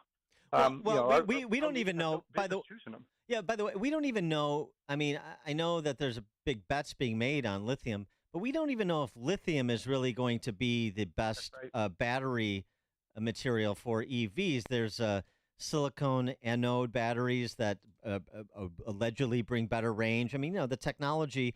There's competition for in the technological space too for winners and losers, and the idea that. Even though I know he's a tech entrepreneur because he said so, that Jelly Belly or anybody else in the state at the political level knows who the winners and losers are going to be in this space is laughable. Yeah, so let the competition fight it out is what it should be, and it shouldn't be with taxpayer dollars. And so then what makes it worse, right, is that here we are. We're talking about $8 billion. The plant's reportedly going to cost $2 billion. The total federal and state tax subsidies will be over $8 billion. So the question then is, why are we giving so much money now to the Chinese, who are direct competitors on many things? If this is like the lady said on the reel, if this is such a good investment, let China come in and do what they need to do with their own money. Why are we giving them $8 billion, especially when this is critical infrastructure? Batteries can be a big part of military at some point. Why are we giving the money directly? It makes no sense. Nothing about this makes sense except for If you're Pritzker, you're desperate. You couldn't get any investment. You're not creating jobs. If you can buy somebody to come in here, which is what he's done, you can literally pay somebody to come here, and that's the only way he could win. That's the only way he could brag about bringing in jobs, because he can't bring them in the real way. So paying someone to come and paying for people who decide to come and stay, Pritzker's letter to President Biden, prompted by all the turmoil within the Democrat socialist ranks over this, the rank and file people, Democrat voters, but the rank and file nonetheless, not too thrilled with the implications of their policies being visited upon them, and so the Pauls have to step in to try to address the mess they've made. He says 15,000 people so far, $330 million in state funds that have been provided for humanitarian aid, and he needs federal help. There's no doubt. Look, he wouldn't say anything if suddenly his own party wasn't, giving him some grief, and he's seeing the Latinos rise up and they're not happy. The blacks, they're rising up, they're not happy. So he had to say something, and I'm sure he made the phone call to Biden and say, hey, listen, I'm going to put out this letter. Really, I'm just asking you for money, and I need to, pretend like we need to spread the pain a little bit. Send some of these guys send some of these immigrants to Republican states. But this is just a big request for money, like any other thing he's done. He wants the money. He doesn't really want to change the situation, but he wants the money. He needs the money. He needs the money to buy off the local communities outside of Chicago to take in some of the migrants. Yeah, well, that, and he's got to turn around. What he's going to do? He's going to say, "Hey, I've got these new grants for this community and that community to appease the people who are upset." Right? He'll have money for the immigrants, and he'll have money to give to, the black communities who, in my opinion, are right to say, "What the hell's going on? We're prioritizing all these people who are coming in, and you ignore us. Look at the crime. Look at the schools. Look at the mess we're in, and you're just doling out money to people who don't even live here, who are not even from here." Ted Dabrowski, president of WirePoints, wirepoints.org, all things Illinois policy related. Ted, thanks as always. Thank you, guys. Thank you, and he joined us on our turnkey.pro answer line. It's what Chicago is talking about. It's Chicago's Morning Answer with Dan and Amy on AM 560. The Answer. As you know, folks, I rarely endorse health-related products, and I'm asked to endorse many. But I was introduced to an all-natural juice drink formulated by a gentleman in Chicago suffering from high blood pressure. He created 120 Life, a juice drink and powdered mix that helps lower blood pressure naturally. I tried it, and now I take it regularly. It did lower my blood pressure, and it could help lower yours as well. It's made of pomegranates, tart, cherries, cranberries, hibiscus, beetroot, and magnesium. It helps lower blood pressure without the side effects of medication. I recommend this product if you are trying to lower your blood pressure. Try it for 2 weeks and see for yourself. If you don't see lower blood pressure numbers, there is a money-back guarantee. Visit 120life.com. That's 120life.com. Use the coupon code Dennis to save 15%. 120Life, the natural answer to high blood pressure. You can shed that fat and be slimmer for the fall into the winter. No more wearing cover-ups during this Indian summer that we're having. Or gym shorts. Or well, you can wear gym shorts. Yeah. It's not tight ones. Is somebody wearing tight gym shorts? No, not at all. All right. Is somebody walking around like Adrian Dantley in the studio here? All right, we'll be on the lookout. Not at all. NJ Diet's going to help you the natural way lose the weight you want to lose. No shots, no hormones, no surgery. You lose a contractually guaranteed 20 to 40 plus pounds in only 40 days. So lose it like right before Thanksgiving. You can gain a little back and then lose that. They use your hair, saliva, and blood work along with bioenergetic scans to personalize natural solutions and supplements that get your body in the fat burning zone so you can finally lose the weight. Then NJ Diet uses DNA info to help you keep it off. Best of all, it's contractually guaranteed. You're fully supervised the entire time to make sure you're burning fat, not just losing water. And you even get Dr. T's personal email and phone number. NJ Diet has locations close by in Skokie and Oak Brook, or is available from home with live online video consultations. Call 855-5-NJ-DIET or schedule a consult today at njdiet.com. That's njdiet.com. Ron had a tax problem he just couldn't handle on his own. I owed the IRS taxes for over 5 years, but I didn't have any money to pay the taxes. Those years cost him dearly. Most of it was fees and interest. It was horrible. Ron finally called in the pros. I called Optima Tax Relief, and boy, am I happy I did. The leading tax resolution firm, Optima, is A-plus rated by the Better Business Bureau. They've resolved over $1 billion for their clients. Ron was overjoyed. They settled my account with the IRS. I was ecstatic. They are a lifesaver. They are. I am so happy. Take Ron's advice and call Optima now for a free consultation. Yeah, don't do like I did and wait. Call Optima Tax Relief. Do it now. You'll be ecstatic like me. Call 800-965-1433. 800-965-1433. 800-965-1433. Optima Tax Relief. Testimonial from an actual client. Some restrictions apply. For complete details, please visit OptimaTaxRelief.com. Dan Proft here for Willows Academy. Willows is an authentically Catholic, all-girls school that supports traditional values. For nearly 50 years, Willows has partnered with families in the Chicagoland area to educate young women who will change the world. How do they do it? The school develops virtue, intellectual clarity, and confidence in students to live by the values that have made America great. With all the pressure on girls from society and social media to conform, Willows offers your daughter a supportive environment that helps her understand and live the balance between authentic freedom and personal responsibility.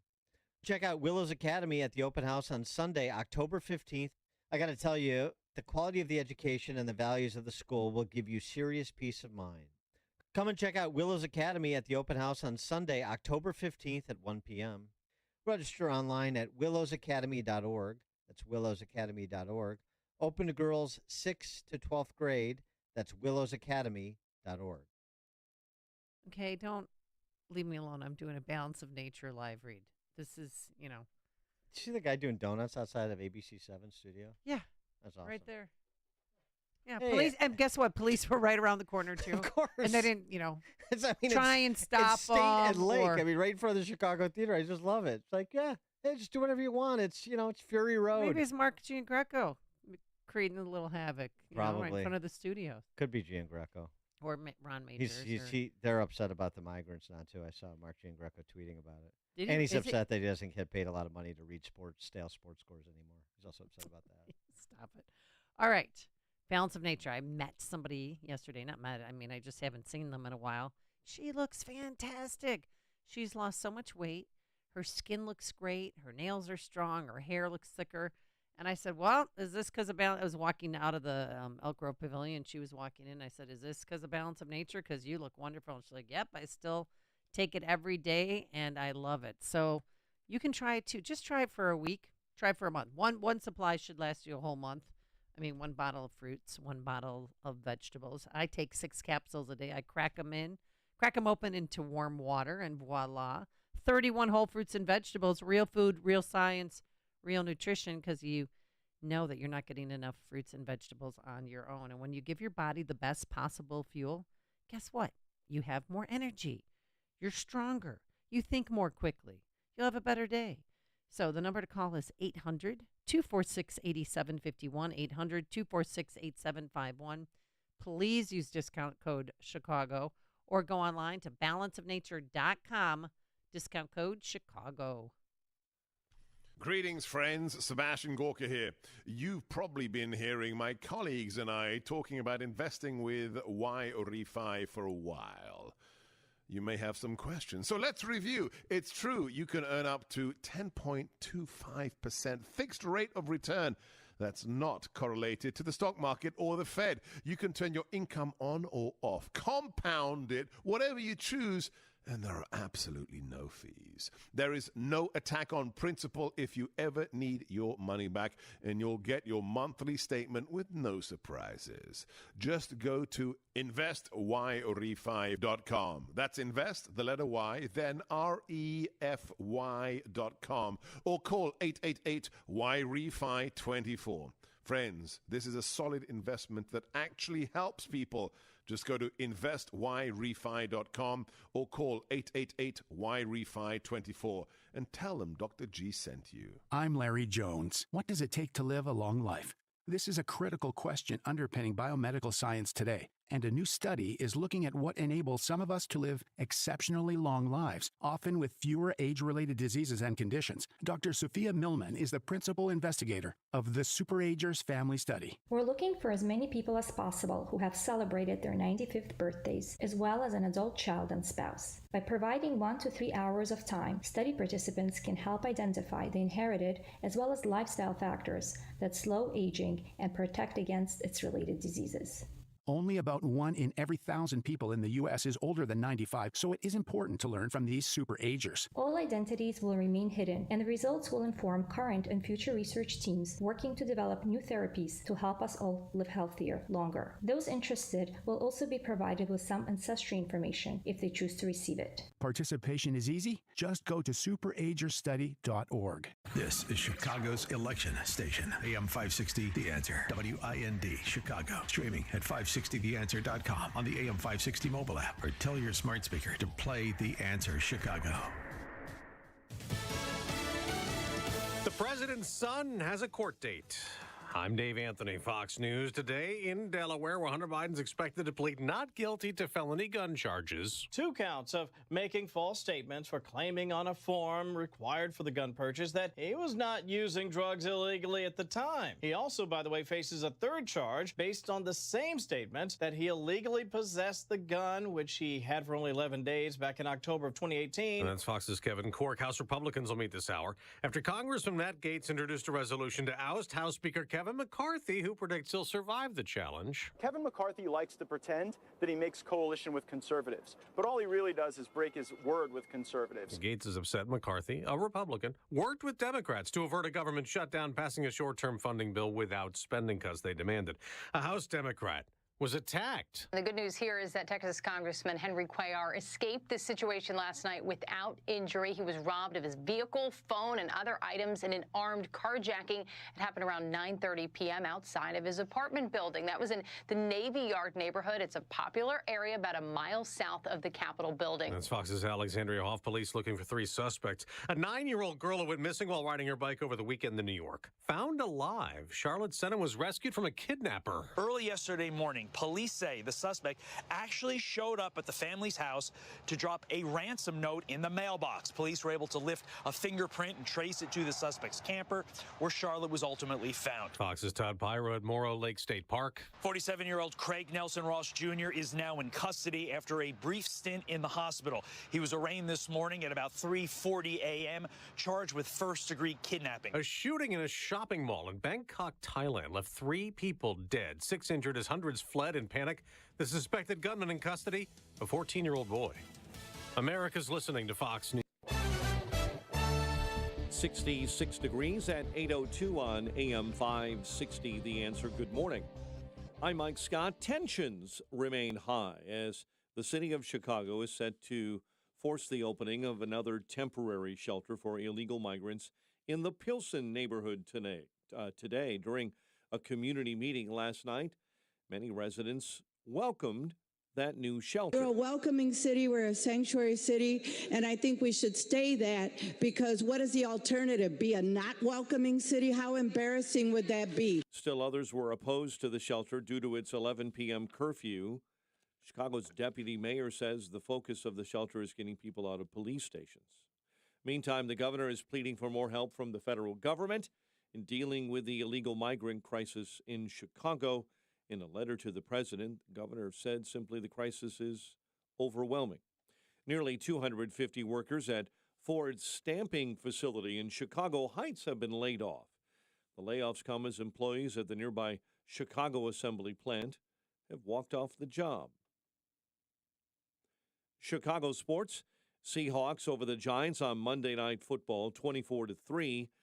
Major League Baseball playoffs begin this afternoon.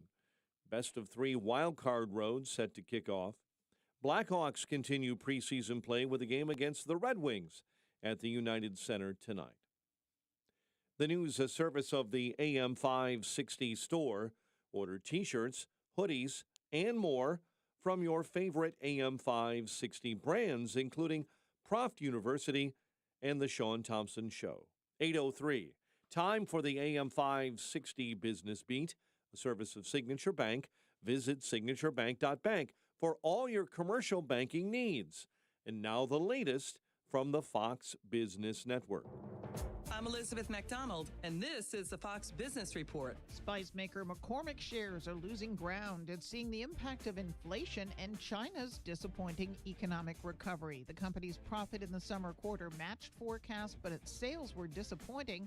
McCormick's prices increased, but volume declined. In addition to its spices, McCormick also owns the Frank's Red Hot and French's Mustard brands. Artificial intelligence is coming to your Visa card. Visa's investing $100 million in generative AI startups, hoping to simplify payments and other services. Teeth straightening company Smile Direct Club is looking for a buyer. If it can't find one, the Wall Street Journal says the company may shut down. Smile Direct filed for Chapter 11 bankruptcy reorganization on Friday. Demand for its teeth straightening services fell sharply at the start of the pandemic. That's your Fox Business Report. I'm Ginny Cosola, invested in you. 8:04, a check of traffic and weather on the way next on AM 560. Mike Gallagher sees an attack on free speech. What I'm not too clear on is when the door got cracked open, where today the government is criminalizing speech to such an extent that they want to lock up the 45th president of the United States. It's insane to witness the absolute destruction of speech in this country. The Mike Gallagher Show, weekdays at 9, right before Dennis Prager at 11 on AM 560. The Answer. Looking to give your home a one-of-a-kind makeover? It's time to think outside the box with Forever Remodeling. We're highly skilled to design and build kitchens, bathrooms, and basements using state-of-the-art 3D design software, customer communication software, and a dedicated project manager throughout your project. With Forever Remodeling, imagine a kitchen that's an extension of your personality, a bathroom that's a spa-like sanctuary, and a basement that's a canvas for your dreams. Reach out to us at 847-809-3355 or visit foreverremodeling.com. You're smart, you're busy, and don't have time to waste on the mainstream media cycle. Salem News Channel breaks that cycle. Topics that matter from hosts worth watching. Dinesh D'Souza, Andrew Wilkow, Brandon Tatum, and more. Open debate and free speech you won't find anywhere else. Salem News Channel, not like the other guys. Watch anytime on any screen, free 24/7. Find everything you need to know at snc.tv. That's snc.tv. Do you hear the crowd cheering as the ball hits the hardwood floor? This is the moment. With only 5 seconds left on the clock, you pull up for the game-winning shot. You watch it soar through the air, just for it to fall short because of the exhaustion from playing all night. Don't let this be you. Fuel your body with whole fruits and vegetables to play hard through the night and end the game with a swish. Start your journey to better health with Balance of Nature. Call 1-800-246-8751 or go to balanceofnature.com to get 35% off your first order as a preferred customer with free shipping and our money-back guarantee. That's 1-800-246-8751. Go to balanceofnature.com or call 1-800-246-8751 and get this special offer by using discount code Prager. Greetings, Sebastian Gorka here. For years, I've mentioned how much Relief Factor has helped the pain in my lower back. Gary from Ohio shared his experience too. He writes, I tried Relief Factor due to its botanical ingredients to reduce pain in my shoulder, knee, and lower back. After just a few weeks, the knee pain was completely gone, and the shoulder and back pain were reduced quite a bit. I can now exercise much more comfortably and practically pain-free. Thank you, Relief Factor. After trying Relief Factor, over 500,000 people have gone on to order more. So it looks like a lot of people are thanking Relief Factor. 3 weeks from now, you could be doing the things you enjoy doing. Your first step to becoming pain-free should be to order the 3-week quick start at the reduced price of $19.95. Go to relieffactor.com or call 800-4RELIEF. That's relieffactor.com or call 800-4RELIEF. Feel the difference with Relief Factor. relieffactor.com. Team Hochberg Traffic Center time. Kennedy inbound is 90 minutes from O'Hare into the Burns Circle interchange. Heavy and slow on the inbound night, 90 minutes from 390 into the old post office. You are jammed solid between 17th all the way in to Western Avenue. Stevenson at an hour 9 from 355 into DuSable Lakeshore Drive. You have an accident tied in on the right-hand shoulder between the Veterans and Cass Avenue. Dan Ryan in 46 heavy minutes, 95th into the Burns Circle interchange. Your locals jam between the Skyway and Roosevelt. Chicago's Morning Answer with Dan and Amy continues next. AM 560 Weather Center forecast with Andy Robb. Mostly sunny skies for today, high 87. Cloudy for tonight, low 68. Remaining very warm with clouds and sunshine for Wednesday, an afternoon shower in spots with a high for tomorrow, 82. I'm Andy Robb on AM 560, The Answer. 67 at O'Hare. Next news at 8:30. Chicago's Morning Answer continues next on AM 560, The Answer. This hourly segment is brought to you by CharlesEquipment.com, keeping you powered up no matter what the conditions. CharlesEquipment.com. Now, from the Signature Bank Studios. This is Chicago's Morning Answer with Dan Proft and Amy Jacobson on AM 560. The Answer.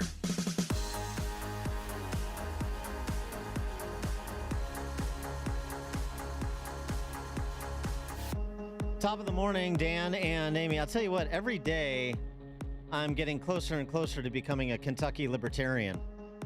Really? Like Rand Paul or Tom Massey. At least when it comes to the quote-unquote deep state. And I say this because of the Wall Street Journal editorial pushing for a renewal of Section 702 of the Foreign Intelligence Surveillance Act. It's up for renewal soon. Congress is going to take it up. And the argument goes something like this. This is from the Wall Street Journal editorial board. A report on the Section 702 and the Act released by the Privacy and Civil Liberties Oversight Board. And there's some recommendations. They recommend renewal, but there's some recommendations that the Wall Street Journal characterizes would, quote, add bureaucratic delays in intelligence gathering and undermine 702's utility. For example, they would add that a U.S. person, because this is supposed to be for intelligence gathering on foreign nationals, not Americans, they would add, the panel recommended, that a U.S. person in query should be allowed if deemed reasonably likely to retrieve foreign intelligence or evidence of a crime. The chair of this panel wanted probable cause to be the standard, and the Wall Street Journal argues that would gut the program. It would make it easier for al-Qaeda or ISIS to plant agents in the U.S. who could evade detection. Plant them? All they have to do is send them up through the southern border. What's this planting business? So they sort of gloss over the abuse story from this past summer. You haven't forgotten, have you? The FBI improperly used Section 702 to spy on Americans, essentially. 278,000 times in 2020 and 2021. Queries for Black Lives Matter and January 6th protesters, among others. And I got to tell you, I want to defer to the national security experts generally, but I'm long ago done completely giving the benefit of doubt to the experts because they're just so often wrong. And I'm not so sure anymore that I trust those in positions that to which there's so much power attendant to make the judicious decisions and the balancing act between the desire to provide for our national security and the respect for our constitutional rights. I'm sorry, I'm just not giving this group, regardless of the president, frankly, the benefit of the doubt anymore. Maybe that's too cynical. For more on this, we're pleased to be joined by Elbridge Colby, co-founder and principal of the Marathon Initiative. He served as the Deputy Assistant Secretary of Defense for Strategy and Force Development from 2017 to 2018. He's also the author of the book, The Strategy of Denial, American Defense in an Age of Great Power Conflict. Elbridge Colby, thanks for joining us. Appreciate it. Great to be with you. Thanks. What's your view on 702? You know, I honestly don't know enough about the specific details. Look, I mean, I think what you were saying, I share a lot of your concern. I mean, I think a lot of the sort of national security establishment sort of state has not covered itself with glory, both in the kind of general sense of the last 20, 25 years has not been successful at all for American foreign policy. And then specifically on a number of abuses where a lot of the people who've been involved have basically gotten away scot-free. So I think there are real concerns about accountability, and I think those need to be forthrightly addressed. And that was the whole point of the process of setting up congressional oversight 50 years ago in the wake of the abuses that were revealed in the 1970s. At the same time, there are a lot of bad people out there, terrorists, you know, Chinese spies, Russians, et cetera. So I don't think we should, you know, my view is we need an effective national security state. I mean, back 200 years ago, we could go without it, and that was great, but we don't live in that world anymore. But we need it to be under the control, and they need to understand that they're under the control of the democratic, you know, powers and ultimately the people. Yeah, I mean, but, you know, and here's the rub. I don't disagree with that statement, but here's the rub. And you write about this in your piece in The Spectator, your recent piece in The Spectator. I mean, you can have all the intelligence, lawful, constitutionally compliant intelligence in the world, but then if you make terrible policy decisions, it's sort of all for naught, and that Correct. seems to be where we're at right now when it comes to advancing America's interests globally. Yeah, I think we're in really, really serious danger. I mean, look, for years, for decades, we've been hearing that we're living in the world's in the most dangerous time. I used to roll my eyes and laugh at that when it was said in like 2005. I mean, 9/11 was obviously a horrible thing. But, you know, in the 1950s, people were hiding under their desks in their basements because they thought there was going to be a thermonuclear war. So it was a ridiculous statement. Today, actually, I do think we are in the most dangerous situation since the 1960s, in particular because I think China is doing everything that seems to be consistent with preparing for a war with us.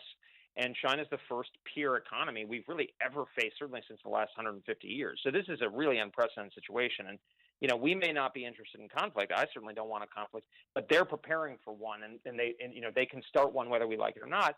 And at the same time, everybody's kind of, I mean, it's changing now, but people have been sort of very spiking the football over the Ukraine situation. The Ukraine situation does not look good. I mean, leaving aside what's going on right now with the aid, I mean, my personal view is we should support the Ukrainians at a lower level that's consistent with focusing on China.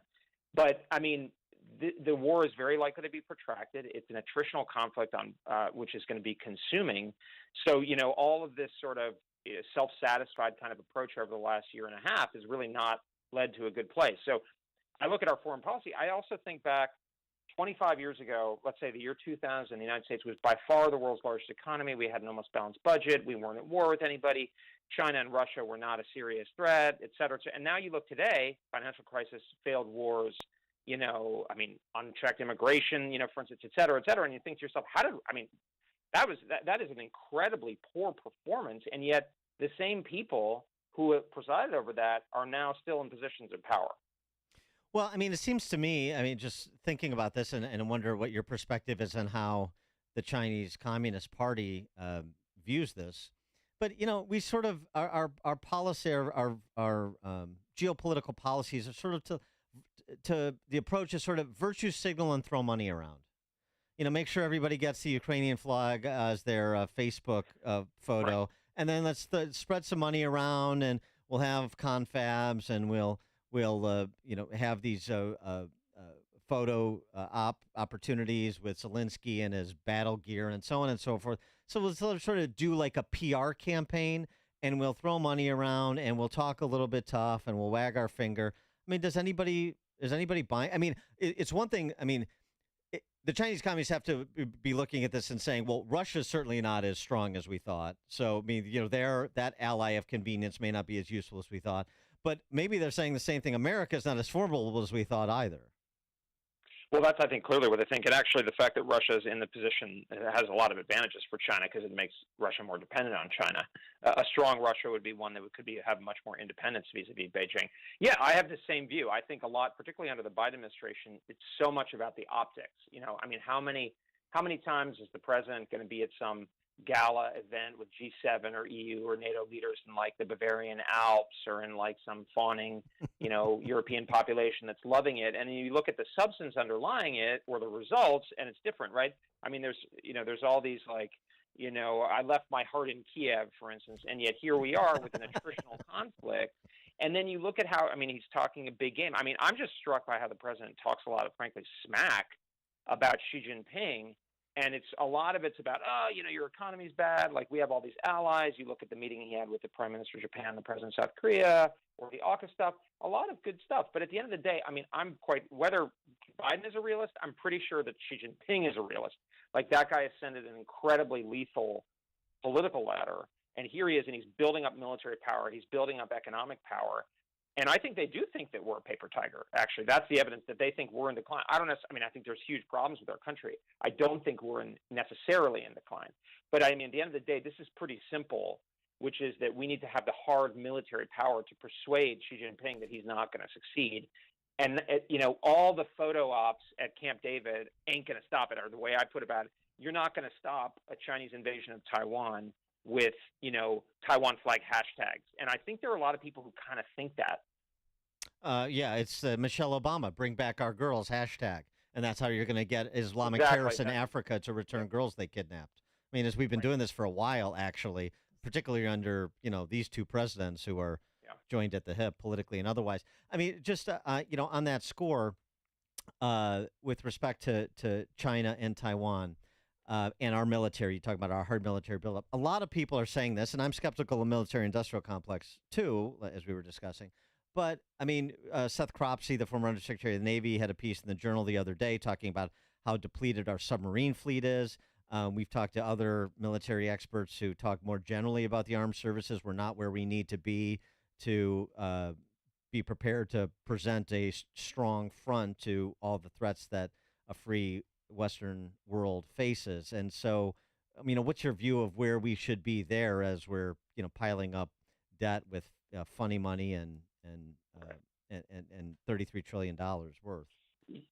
Yeah, we're definitely not where we want to be. There's more attention to the China problem, and we're doing some things, but we're not keeping pace. It's all relative. China's under an unprecedented military buildup, according to this, left-wing administration. So, and Seth Cropsey and others are absolutely right that our naval forces, our air forces, they're not where they need to be. And, we're kind of peacocking around. And my basic point is that's the thing we need to get absolutely right, because we don't want to get into a war with China. I don't want to get into a war with China. But unfortunately, if they attack Taiwan and we don't do anything, that's the beginning of the problem, which is going to be much worse, not the end of it. So the best thing is to be as strong as possible and basically present the Chinese with the idea like, I'm not going to succeed. And what's so frustrating, particularly on the right often, is voices that are calling for a sort of a tough line on Ukraine are also calling for a tough line on Iran and North Korea and yada, yada, yada, and then also China. And it's like, hey, what planet are you living on, in the sense of, huge funny money. We know our military is not in good shape relative to the challenges that we face. We know we're racking up huge amounts of debt. So where is the reckoning with the seriousness of the problem? And you go back to like Reagan. A lot of people talk about Reagan, who was a great president, but like Reagan wasn't, he understood the problem. You needed to grow the economy. You needed to recognize the severity of threat. And by the way, that our debt levels were far, far lower at that time. Our tax burden was lower. I'm not exactly sure on all that. But we need to live in the real world where you can't just build one submarine from one day to the next and pretend like you can. We need to live in the world where we are, and that's why I wrote that piece in the Spectator, is to say, wake up, America. We are in a really dangerous situation, and it could change from one day to the next because the Chinese have an incentive to be as surprising as possible if they move on Taiwan. Do you have any handicapping of the likelihood that China would invade Taiwan, say, before Biden's term is up? I really, modesty, tells me and sort of intellectual sort of integrity, I hope, is saying to me, I can't offer a specific probability, but what I'll do is I'll spin it around and say they are acting, I would say almost in every single major way as a country that is preparing for war. Now, what their particular decision-making is, what their timeline is, I don't know. But, the way I think about it is that if it walks like a duck and talks like a duck and quacks like a duck, maybe it's a duck. They're conducting exercises to take on the United States and fight over Taiwan. They're building up their nuclear forces. They're preparing their economy for large-scale sanctions. Why would you have large-scale sanctions? Because you're in a war with the United States. They appear to be politically conditioning their population to be ready for struggle and sacrifice and suffering. Why would you have that? Why are you stockpiling wheat and oil and gas? Why are you diversifying your energy sources away from like the Straits of Malacca more, and more towards Russia or other routes? Those are all consistent. Again, I think it's a huge issue for China. It's a huge roll of the dice, and so we have that going for us. But we are really pushing our luck. Elbridge Colby, co-founder and principal of the Marathon Initiative. He served as the Deputy Assistant Secretary of Defense for Strategy and Force Development from 2017 to 2018, and his book, The Strategy of Denial, American Defense in an Age of Great Power Conflict. Elbridge Colby, thanks for joining us. Appreciate it. Great to be with you. Thanks. Thank you, and he joined us on our turnkey.pro answer line. Connect with Dan and Amy using the AM560 mobile app. Download it today at 560theanswer.com/mobile. Let's see, if something costs less, but people are happier with it, that sounds like something to look into, and that is MediShare. Maybe you've heard switching to MediShare to pay for healthcare can save many families up to $500 a month, and that is huge. But it's also true that people are way more satisfied after making the switch, too. The member satisfaction rate for MediShare is double that of the typical health insurance plan. Double. MediShare works, too. It's been around for 30 years. Members have shared more than $5 billion of each other's bills. People love having telehealth and a huge nationwide PPO network. So, yeah, really, you can save a ton and like it better. Imagine being happy with how you're taking care of your health care. So if you're self-employed or part of the gig economy, or you just want a plan you're happy with, you can call right now. You'll get a price within 2 minutes. So see what you can save. This is a very, very smart use of 2 minutes. Here's the number you need. Call 844-57-BIBLE. That's 844-57-BIBLE. 844-57-BIBLE. Balance of Nature, changing the world one life at a time. I retired 3 years ago, and I've been hearing your ads on the radio for years. And finally, when I moved, I went through this flurry of activity, and all of a sudden, after a couple months after the painting was done and the unpacking and the putting away and everything, because I moved to a different state, and I said, you know what? I'm going to get some of that and try it. I'm telling you, it was like I was a whole new person. I could have given a 3-year-old a run for his money. Start your journey to better health with Balance of Nature. Call 1-800-246-8751 or go to balanceofnature.com to get 35% off your first preferred order with free shipping and our money-back guarantee. That's 1-800-246-8751. Go to balanceofnature.com or call 1-800-246-8751 and get this special offer by using discount code CHICAGO. When this is the sound of a crackling campfire on a cool evening, you can sit back and relax. But when it's the sound of your counters and cabinets smoking and smoldering following a house fire that's affected your entire kitchen, you need to pick up the phone and call 1-800-SERVPRO.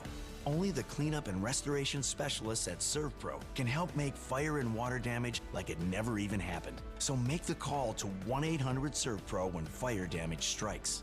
Franchises are independently owned and operated. Hi, I'm Test Director Rick from ServPro, the leader in cleaning, restoration, and construction. It's my job to make sure our pros are prepared for anything.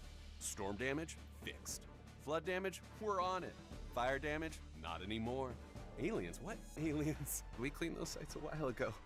No matter the disaster, our pros will make it like it never even happened. Find out why ServPro is the #1 choice for residential and commercial restoration projects, large and small. Visit servpro.com today. Is life sciences your lifetime passion? If so, you could have the career of a lifetime. Automated Systems is searching for you. If you have experience in any of the following areas: industrial automation, PLC, HMI programming, equipment, facility, process, or packaging engineering, commissioning, validation, project management, tech transfer, quality assurance, FDA compliance and auditing, you'll love any of these positions. Understanding the pharmaceutical and medical device industry trends and regulatory requirements is essential. Automated Systems is hungry for people with analytical and problem-solving skills. Automated Systems also promotes work-life balance with flexible work arrangements and competitive benefits so your career can soar while you're enjoying a fulfilling personal life. Don't miss this chance to make a difference and do what you do best. Go to HireASI.com now That's hireasi.com to explore an incredible career with Automated Systems Incorporated. Are you turning 65 and thinking about Medicare? Or are you over 65 and haven't enrolled yet because you still have coverage at work? Either way, Medicare done correctly will be the best health insurance you will ever have. Imagine having nationwide access with an annual deductible of only $226. There are only two good things about aging, wisdom and Medicare. But to navigate the Medicare maze properly, you need a mentor. Best part, my guidance costs you nothing. Call me. I can help. If you're tired of calling a bureaucrat at an 800 number to help you navigate Medicare, then you need a local expert on your side. Your own health insurance mentor. See Stephen Tucker from healthinsurancementors.com is someone I know and trust. He's a 28-year licensed broker who's been educating our listeners for more than a decade. Steve, how can listeners get in touch with you? Thanks, Dan. They can visit healthinsurancementors.com or call me directly at 630-674-1551. That's 630-674-1551. AM 560, The Answer. All right, coming up on Chicago's Morning Answer. Disney is set to make the ending to Bambi more sensitive in a forthcoming remake. What other movies should be made, movie endings, when the movies are remade, should be made more sensitive? Oh, I have one, but I'll wait till 8:38 after Mike's newscast to tell you. So, Mike, what's going on? The in ending the world? of the Bears game, that should have been a little more sensitive for Bears fans. 67 degrees at 8:30 on AM 560, The Answer. Florida Congressman Matt Gaetz aiming to remove House Speaker Kevin McCarthy from his post. It's Kevin McCarthy who's out there offering deals to Democrats. So if there's a deal made with Democrats, the only deal is to make one with McCarthy, because I'm not offering anything and won't offer anything. And by the way, if the Democrats want to own Kevin McCarthy, they can have it. The move comes after McCarthy worked with Democrats to pass the short-term funding bill to keep the government open. The Nobel Prize in Physics was awarded Tuesday to 3 scientists who look at electrons and atoms during the tiniest of split seconds. Pierre Augustini of Ohio State, here in the U.S., and 2 European scientists won that award. President Biden's son will appear in federal court on gun charges today. Hunter Biden was indicted on 3 felony firearms charges last month. Texas Democrat Congressman Henry Cuellar is said to be okay after he was carjacked on Monday night in Washington, D.C. Authorities say Cuellar's office confirms that it happened about a mile from the U.S. Capitol.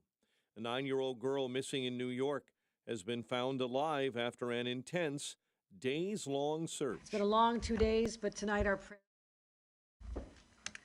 we're overcome with relief and gratitude. Charlotte Senna went missing Saturday night at a state park while on a camping trip with her family.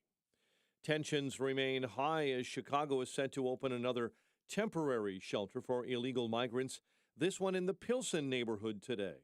During a community meeting last night, a few residents welcomed the shelter. Many others had compassion on the illegal migrants, but argued the city has other major funding priorities. No child should ever sleep on the floor of a police station. I know that we all agree on this, and there are frustrations, and what we don't agree on is the prioritization of funding. Several community members question why the city hasn't helped homeowners in the area lower property taxes first. Nearly 250 workers at Ford's stamping plant in Chicago Heights have been laid off. Layoffs come as employees at the nearby Chicago assembly plant have walked off the job. No one hurt after an attempted robbery of an armored vehicle outside a Country Club Hills Walmart turned into a shootout. The armored vehicle workers and Walmart security opened fire after the offenders drove up. They jumped out of their car and stole another one and drove off. Elk Grove Village saying it will expand the police presence this week and patrols at Grove Junior High School beginning this week in response to violent incidents at the school. The decision comes at the direction of Mayor Craig Johnson. There have been at least 2 violent fights at Grove recently. Seahawks over the Giants on Monday Night Football 24-3. Major League Baseball playoffs begin today. Wild card round, their best of 3 series. Blackhawks continue preseason play at the United Center tonight, hosting Detroit. The news service of the AM 560 Advantage, where membership has its privileges. Join today, 560theanswer.com/join. A check of traffic and weather is on the way next on AM 560. Charlie Kirk doesn't mince words. Speaker Kevin McCarthy has announced that it is time to proceed on an impeachment inquiry into Joe Biden. Now, the position on this program is very clear. Joe Biden is a traitor to the United States. Joe Biden has sold out the country. Joe Biden has lied repeatedly. Joe Biden is still compromised by the business deal that he has done previously. The Charlie Kirk Show. Afternoons at 1, right before Sebastian Gorka at 3 on AM 560. The Answer. Do you hear the crowd cheering as the ball hits the hardwood floor? This is the moment. With only 5 seconds left on the clock, you pull up for the game-winning shot. You watch it soar through the air, just for it to fall short because of the exhaustion from playing all night. Don't let this be you. Fuel your body with whole fruits and vegetables to play hard through the night and end the game with a swish. Start your journey to better health with Balance of Nature. Call 1-800-246-8751 or go to balanceofnature.com to get 35% off your first order as a preferred customer with free shipping and our money-back guarantee. That's 1-800-246-8751. Go to balanceofnature.com or call 1-800-246-8751 and get this special offer by using discount code CHICAGO.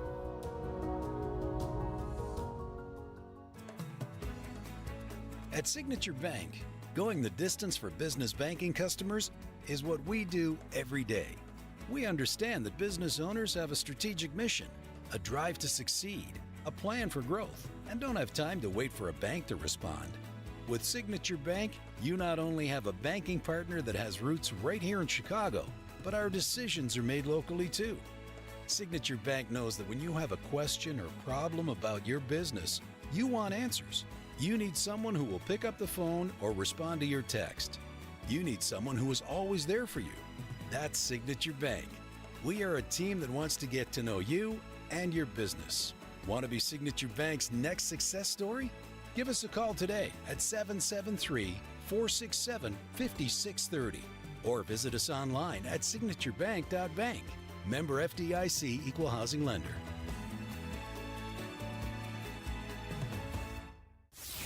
This hourly segment is brought to you by the Alpha Wealth Group, bringing the trilogy of estate, tax, and investment planning together. Visit alphawealthgroup.com for a free report. 8:36, let's get an update on the roads, a service of Boost Infinite. If you're thinking about getting the latest iPhone, you need to stop and check out the amazing wireless offer from Boost Infinite.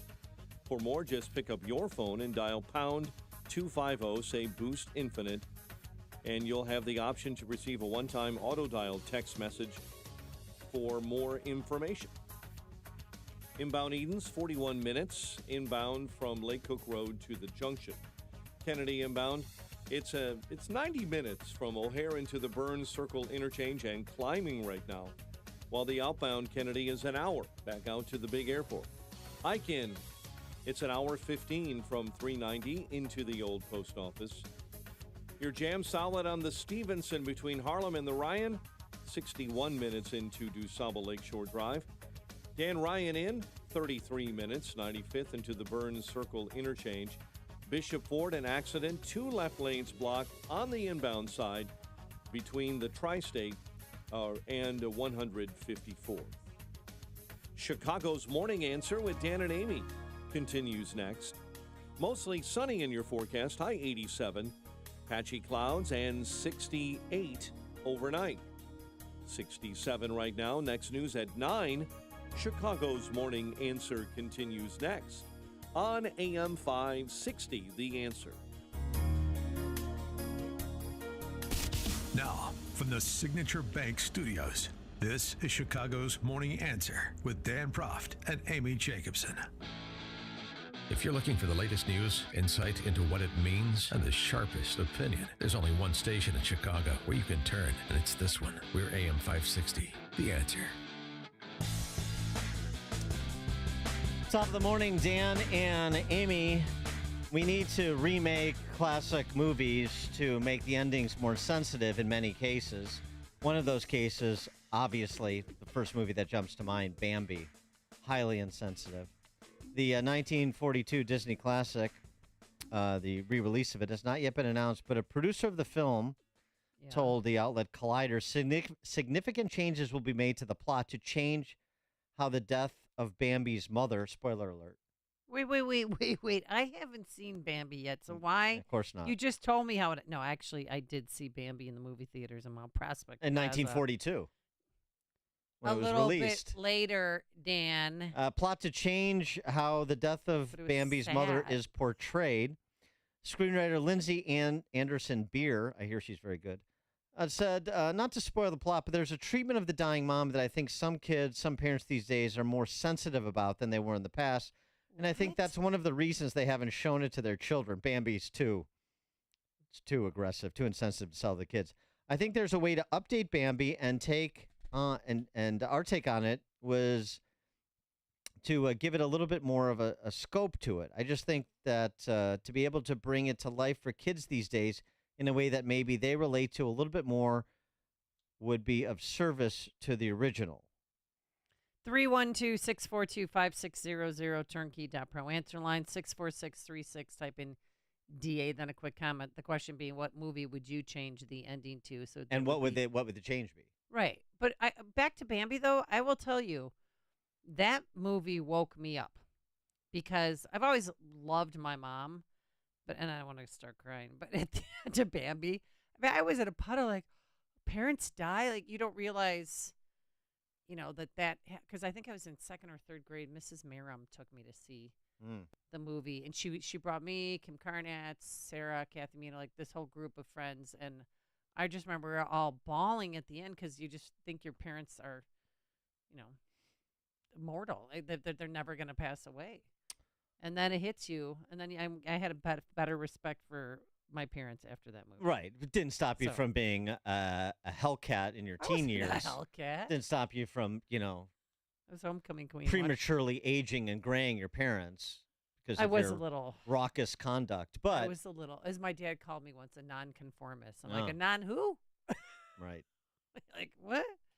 One suggestion. Did you cry at Bambi? Is the question, Dan? No. One suggestion. I was like, honestly, did you stand up and cheer? I didn't see the movie. I don't think so. I mean, you haven't seen Bambi because we saw the classic. I've seen it, but I mean, I think I saw it like on a video or something. I'm much younger than you. We didn't have to go to movie theaters when I was growing up. We had VHS cassettes. Oh my god. So forth. Yeah. No, we saw. We had laser discs. Come see the original Bambi. Briefly. All right. So here's one suggestion for a new ending of Bambi that just prediction more than a suggestion. Bambi is now a female deer boss. Her dad is now the one who gets murdered. Thumper is non-binary. Flower is trans. And instead of growing up and falling in love, they start a smoothie shop in L.A. and fight the patriarchy. That's an ending. That's not bad. That'd be a good ending.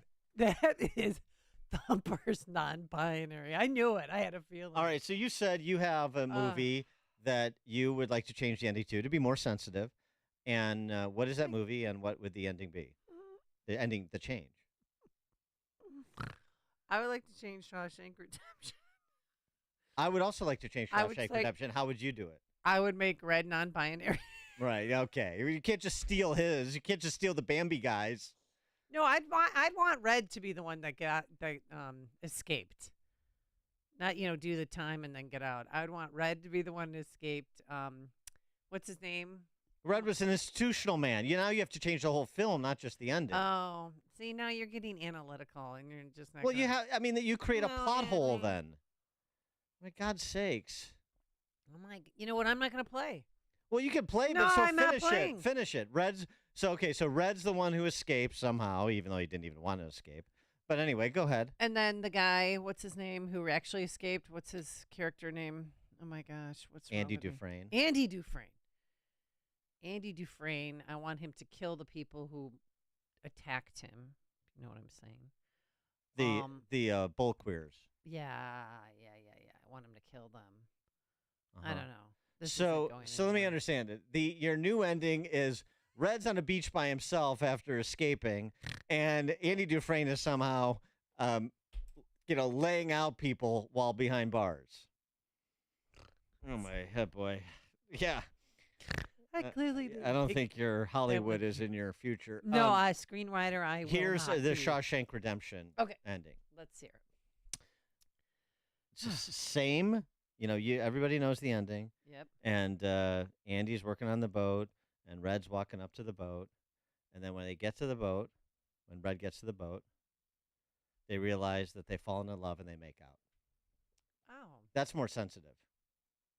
That's right? more with the That's more times, yeah. sensitive. I have Okay. another movie and a different ending. Okay, I hope it's a movie I've seen, but It's Rocky 2. I did see Rocky 2. Sylvester Stallone and Adrian. Oh no, Well, he's fighting come on. the guy from Russia. That's Bravo. 4. Oh. 2. Oh, he's fighting Apollo Creed again. And his name is Apollo Creed? Carl Weathers. Yes. Okay. So anyway, it's Rocky and Apollo. Right. Remember, spoiler alert, they're both knocked down and they're struggling in the last round to see who could get up on the eyes are all 10 count swollen and before bleeding. the first. Then they both get up on the 10 count, and then they realize they fall in love and they make out. That's my new ending for Rocky 2. Okay. I got one more. No, please go on. It's more to be more sensitive. You may start to sense a theme. Hoosiers. Oh, Have you no, seen don't- Hoosiers? You know what? Don't change, please. Don't tell me Jimmy Chitwood's gay with somebody with Coach. Jimmy Chitwood says to Coach Norman Dale, I love you. I'll make it. He goes out, top of the key, one dribble, crossover, hits the shot. They celebrate. Gene Hackman runs onto the court, says, I love you, and they make out. What do you think? It's the same ending to every movie that you just altered. They run to each other, 2 males, and they make out. I got more. Oh, no. Heat. Oh, Heat. The ending of Heat. I never saw Heat, so don't ruin it for me. Well, you're gonna get it's gonna be ruined. So the ending scene when Pacino is chasing down De Niro, Yes. and Pacino is coming around the corner, and De Niro sees his shadow, and they're gonna have that who shoots first moment. Mhm. When De Niro sees Pacino's shadow, They drop the weapons. And he run into realizes each- he's in love. They both drop their weapons and they make out.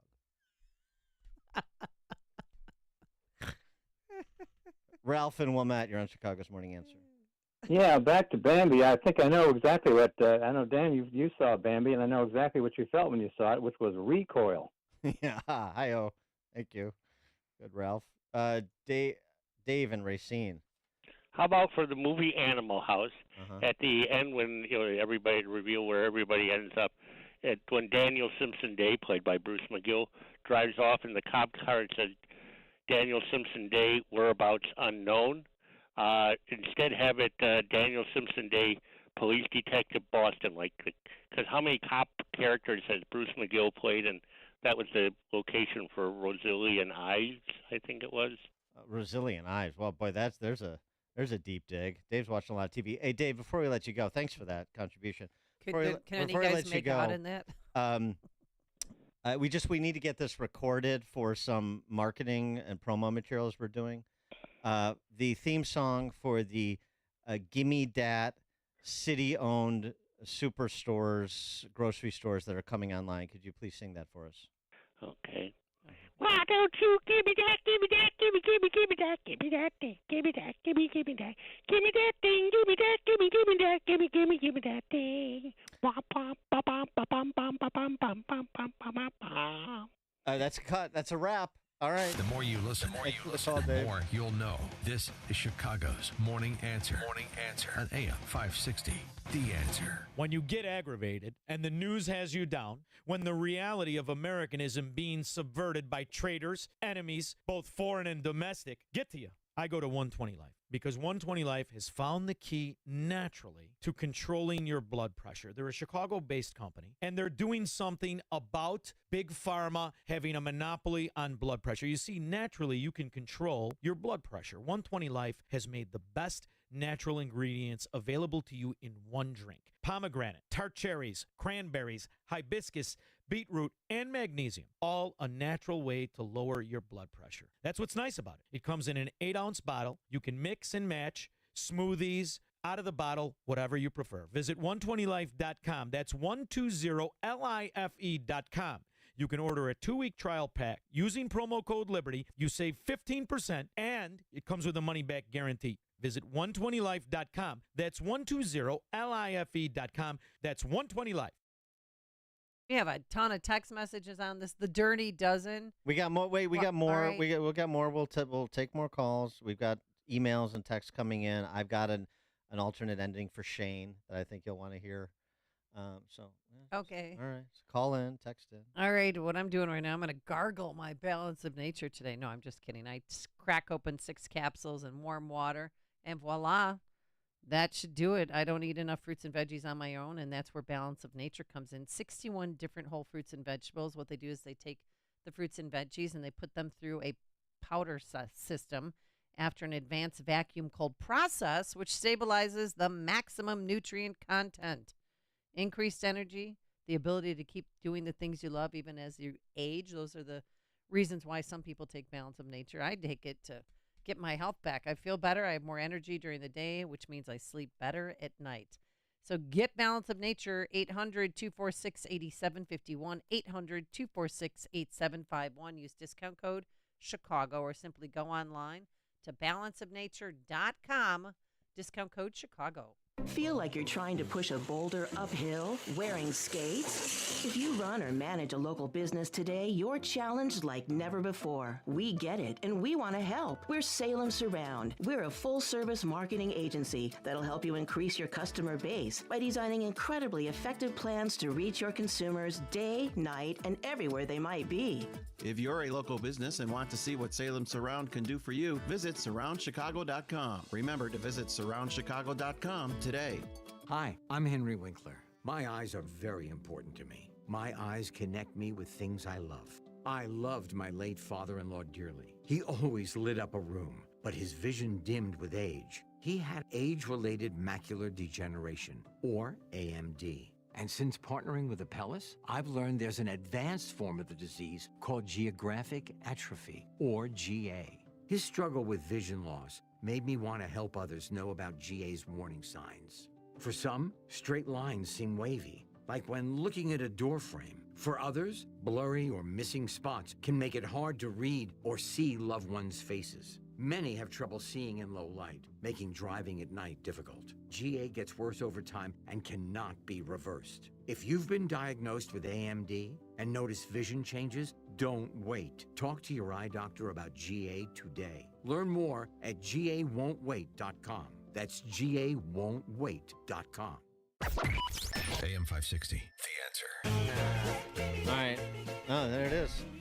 It's got a sort of a vaudeville Broadway feel to it. I like it. All right. So we're doing alternate endings to movies, classic movies, in order to be more sensitive for these times so that people can handle them. Can't handle Bambi. That's got to be remade to be more sensitive. And so we're taking your suggestions. Other classic movies that need to be remade with more sensitive endings, the movie and the new ending. Okay, we get it. And the text message is cooking right now. 64636. Type in DA, then a quick comment. Our turnkey Depro text line. Dan and Amy and Shawshank, the prison librarian, doesn't hang. Shawshank or Shawshank? In Shawshank. Let me start over. Dan and Amy in Shawshank, the prison librarian doesn't hang himself. He comes back and holds drag queen story hour.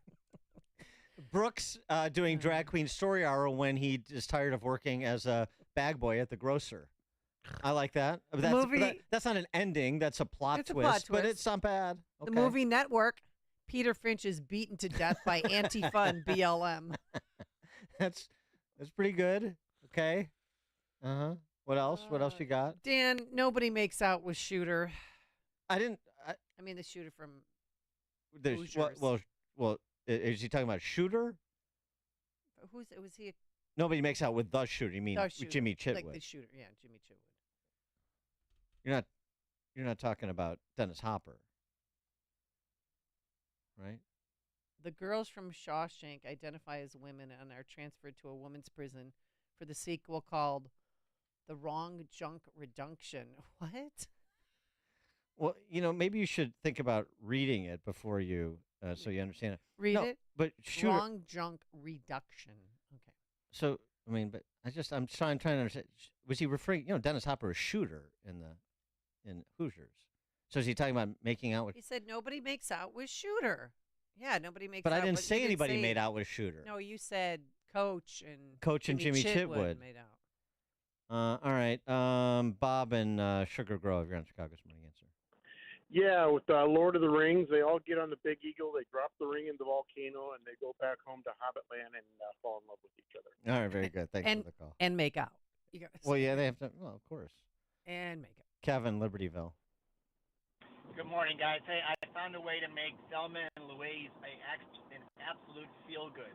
So Thelma and Louise, while being chased by the police, come across a broken-down tour bus, which happens to have the entire cast of The View.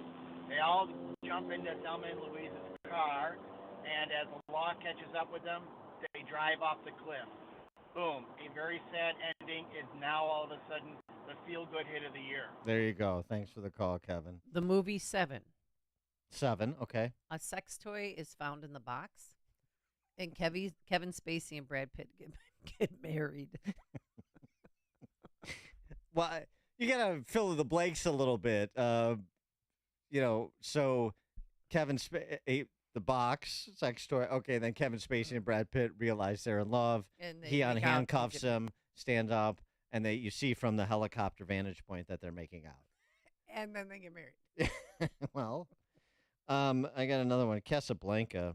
It's Casablanca. Yeah. Rick Blaine tells Isla Lund that he's getting on the plane to Lisbon with Victor Laszlo, whose backside Rick gives a gentle squeeze. That's pretty good. That's good. That's the kind of alternate ending I'm talking about. Bob in Buffalo Grove. Good morning, Dan and Amy. Thanks for taking my call. This one actually, I think, is true. There's a dark ending to Pretty Woman where Richard Gere, dumps Vivian, Julia Roberts in an alley and pulls away. They changed the ending to make it a little more acceptable. Oh, yeah. That wouldn't have been a good ending had he just broken Thanks it for the off with call. the prostitute. But it would have sent a message. Don't lead a life of prostitution. Yeah, that's when we all fell in love with Julia Roberts, though. I got an alternate ending to Shane. Okay. You ever see Shane? Just don't look at me. You never saw Shane? No, of course I didn't. Right. What's the premise? So I have to. I have to go too far back. It's a Western. Let's just leave it at that. That's fine. All right. It's a Western. So Shane. Somebody gets shot on a horse. Shane, Yes, go. Alan Ladd, for those of you scoring at home. He beats the bad guy. He's now brought justice to the West.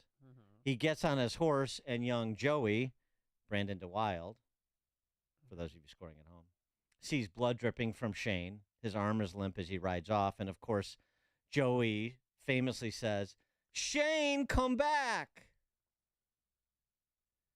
In my alternate ending, Shane makes out with the horse? Shane comes back. Yeah. And he says to Joey, "Joey, do you know what a minor attracted person is?"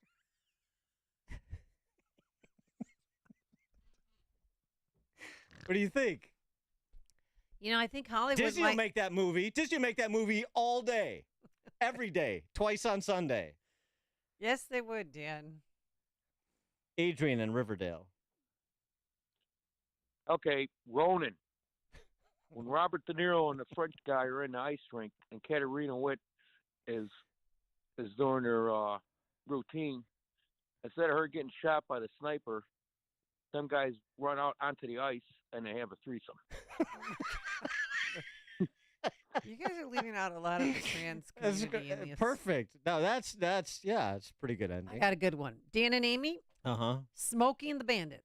Uh-huh. Burt Reynolds dumps Sally Fields and ends up riding off with Jackie Gleason. And they make out and get married. And they're in an EV. They're in a Tesla.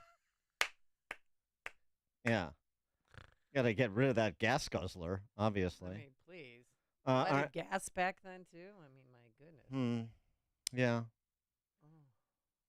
I hate to be redundant, but, I mean, the Rocky series was so sort of, Oh, yeah, and Drago's wife, the blonde-haired, tall woman, what's her name? Brigitte Nielsen. Brigitte Nielsen.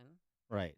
She should end up gay somehow because she was gay. In that film, the ending is that Drago and Sylvester Stallone realize they love each other, and then they make out and they get married. But Brigitte Nielsen marries Flava Flav, which actually happened in real life, sort of. She didn't marry Flava Flav. She dated. Remember? Yeah. Remember the great line from the Flava Flav roast from the late Greg Giraldo. Brigitte Nielsen's vagina is so big that Sylvester Stallone lost his career in it. That's a good way to end the show. All right, thanks to Justin Kosick and Quinn McCarthy. Back here bright and early tomorrow morning at 5 a.m. Now here is Mike Scott. Pritzker pleads for more help. The Union of laid-off workers is suing the Signature Room in opposition to building a Chinese battery plant. WIND Chicago News Time is 9 o'clock. What will House Republicans do? I'm Dave Anthony, Fox News. At this point next week, one of two things will happen. Kevin McCarthy won't be the Speaker of the House, or he'll be the Speaker of the House working at the pleasure of the Democrats. Congressman Matt Gaetz is trying to oust his fellow Republican House Speaker for working with Democrats to approve short-term funding to avert a government shutdown without spending cuts. Fox's Chad Pergram reports from the Capitol. Some GOP members once stood foursquare behind McCarthy. Now they're having second thoughts. What is your conscience telling you? Conscience is telling me to vote him out. That is Congressman Tim Burchett. The president's son has just arrived at a Wilmington, Delaware court. Hunter Biden will plead not guilty. We know so because his attorney, Abby